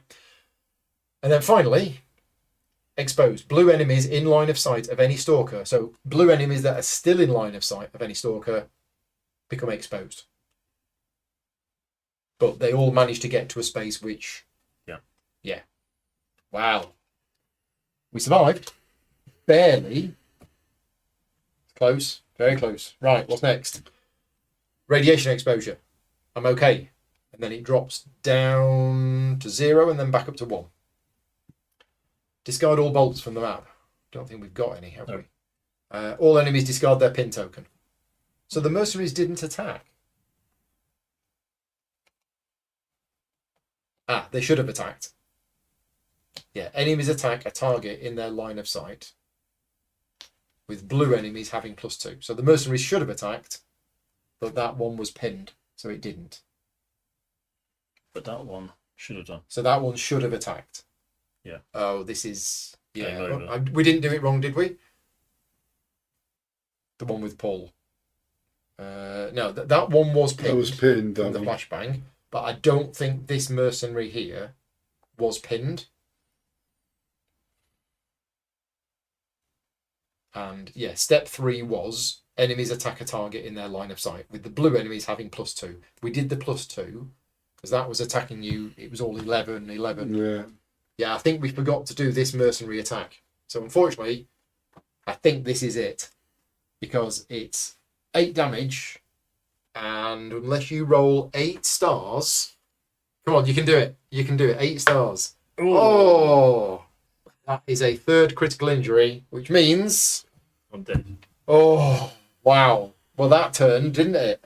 It really did. It's just that frag grenade. It was just that was the key moment. Well, I think. I'm gonna write to Acme and say this frag grenade wasn't very good. Because we were definitely doing well. Is it once they'd all got in here though, it was hard. It was interesting because if that frag grenade had have done better and done more to them, then I could have moved in, which meant I wasn't shot at by these. Yeah. But by me taking all of that damage and being about to die, that meant Pete had to do something to stop me dying. But by doing that, and we got a bad card when we didn't need it. Yeah. I mean, we did get a run of bad luck. We did get a run of bad luck, but we had a run of good luck earlier on. The blue one with Paul should have withdrawn. Oh yeah, this one should have withdrawn, but actually the game was over just before that. Thank you. Yeah, that one would have tried to move to the nearest space where it doesn't have line of sight, and it might have died. But how many turns do we have left?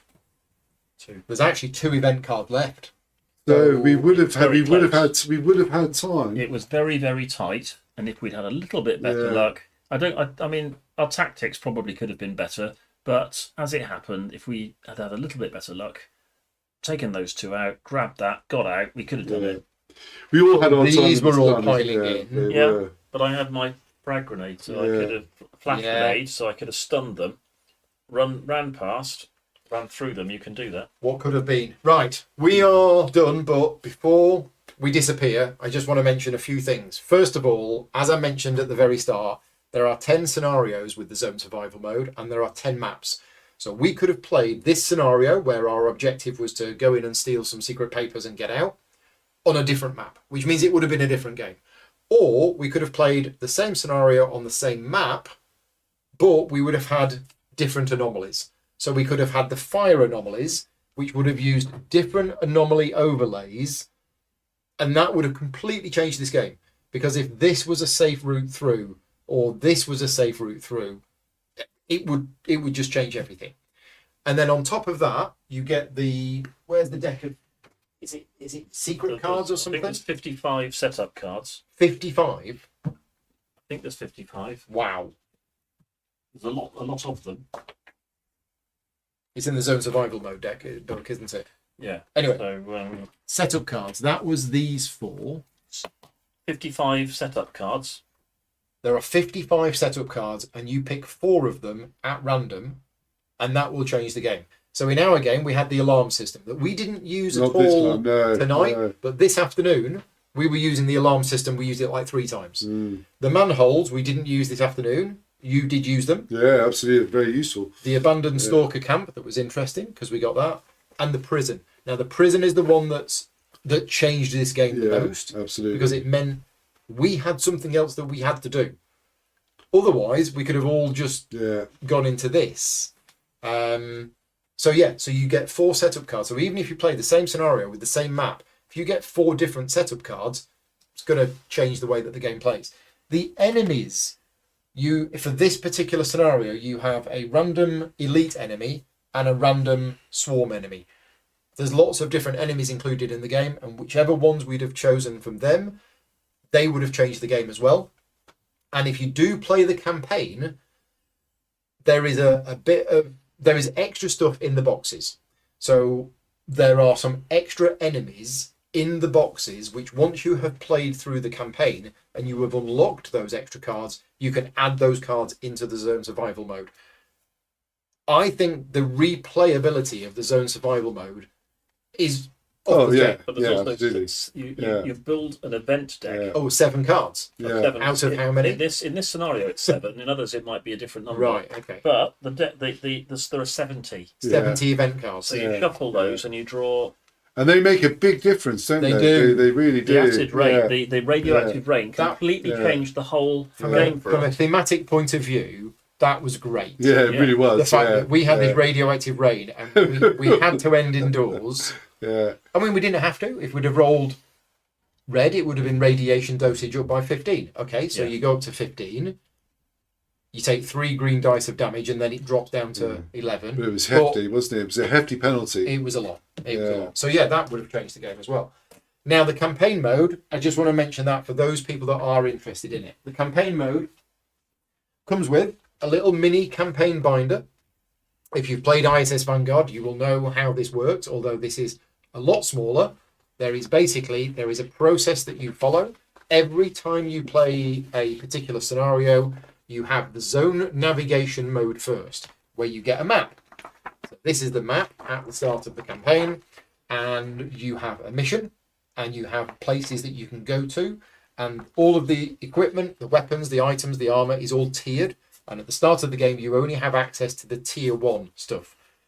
And what will happen over the course of the campaign is that you will add stickers to this map, and it will unlock additional missions and everything else. So there is a little bit of a legacy aspect to it, but the game comes with, I believe, an extra map and 4 lots of stickers or something like that, so that you can reset it and replay it if you want to. But there is a zone exploration part, and the cool part with this is if you find like traders or people, you make contacts with them, and what you do is you add contacts into here. So I've not done this yet, but at the start of the campaign you will slot a certain number of cards into here, and these are the contacts that you have at the start of the game. So as you meet more people in the world, you get more cards slotted into here, like our trader friend, possibly our trader friend. And then what happens is you then play a mission. So you follow through these steps, which basically says set up your PDA like this, choose which mission you're going to play, and then play through the mission. And then that's it. And then there's a little thing for your stash. So all of our items, all of our equipment, they would go into here. So you can save this between... Unless somebody comes along and steals it. So an eminently replayable campaign. Yeah. It's not like a story campaign once you've gone through it. No, I mean, the first scenario is to rescue somebody. And the reason why I didn't want to show that playthrough today is there's already a couple of channels that have showed that mission. And there are some spoilers. You know, when you're playing through a story-based game, that would have given away how that first mission goes. But the main reason that I wanted to show this mode of is, like I said at the very start, I think a lot of people are going to have misconceptions about the game, and they're going to think that this is a campaign game. And there's already a couple of posts from people who go, "Oh, there's only 6 games. There's only 6 missions included in the campaign," and it's like, yes, there's 2 stories. Each story is 3 missions, but the zone survival mode of this game, I'm not saying that the campaign isn't good. I've not played it. I like campaign games. But I also like games where we can just go, tell you what, should we just have a quick, go for it. pick a random mission, a random board, and everything else. I think once you know this game better, because there's so many different stalkers to choose from, there's so many different weapons to choose from. And we were just, this afternoon, we were just completely overwhelmed because we were like, oh, we got 12,000 money. And while some of the weapons and the armour was really expensive and we couldn't afford it, all of the other stuff, there was just so much of it. But now that we've played it, I'm like, yeah, you need the 8. You need the first 8 kits, like you said. The energy drinks were really good. Yeah, they were. Just to give you your focus back. Yeah, free action. Yeah. Anyway, I hope this video has given you an idea of how it plays. If you were interested in the game but wanted to see more about how it plays, then hopefully this video has given you a bit of an idea. If you've got the game and you wanted to learn how to play, then hopefully that has helped you learn how to play. And if you already have the game and you already know how to play, but you've watched this video and you've spotted something that you were doing wrong, excellent, because I want to help other people. And if we did make anything wrong tonight, hopefully we managed to fix everything as we were doing it. But apologies if we did make any slight rules mistakes. There's quite a lot going on, and it will take you a couple of games to get used to it. This is my 3rd game of it. This is Bill's 2nd, and this is Pete's 4th? 5th. So none of us are experts at the game, but I now feel comfortable with a lot of the rules that you need to remember. There are certain tricky ones, like the radiation on the board. That happens whenever you slide your token down. So if you stay on a space and you decide, oh, I'm going to eat an apple and then I'm going to stab somebody in the back or whatever, every time you slide this marker down, if you are on a space with radiation, you take the radiation. The anomalies only happen if you move. So if you stay on a space with an anomaly icon and you decide to, light a campfire and sing a few songs or whatever, it's fine. Those trigger when you move onto them, through them, or even off them. If that feels kind of awkward or clunky, I don't think it is. I think it's very thematic because, of course, radiation is always coming up out of the ground at you. It is. Whereas the anomalies respond to movement. Yes. So it's only when you move that they lash out at you. Yeah, but I'll be honest, the first time I was learning how to play this game, it did feel awkward because I was having to get my head around it. Yeah. Now that I'm 2-3 games in, I now know it. I know the rule. It makes sense. And you just have to get, well, like with most games, you have to get through that learning curve. So the reason I'm mentioning that is that's something that tripped me up when I was learning the game, the difference between when radiation triggers and when the anomalies triggered. And also the whole thing about the anomalies as well. Hopefully we've made it clear tonight, but that's something that you will just have to get used to. The fact that when you move into an area, you do have to roll, but then you put your thing over that space, which means somebody else can now move through that space and it's already covered over. There you go. Thank you very much to you two for today. Thank you to everybody for watching, and a big thank you to Awaken Realms for sponsoring this video. Because it's a sponsored video, we're not going to give you our honest review or thoughts on the game or anything like that, although Pete has written a review of it. It's on Board Game Geek. If you want to check that out, that is there. But yeah, we're all done. Thanks for watching. Take care, and I'll see you all next time. Cheers, everyone.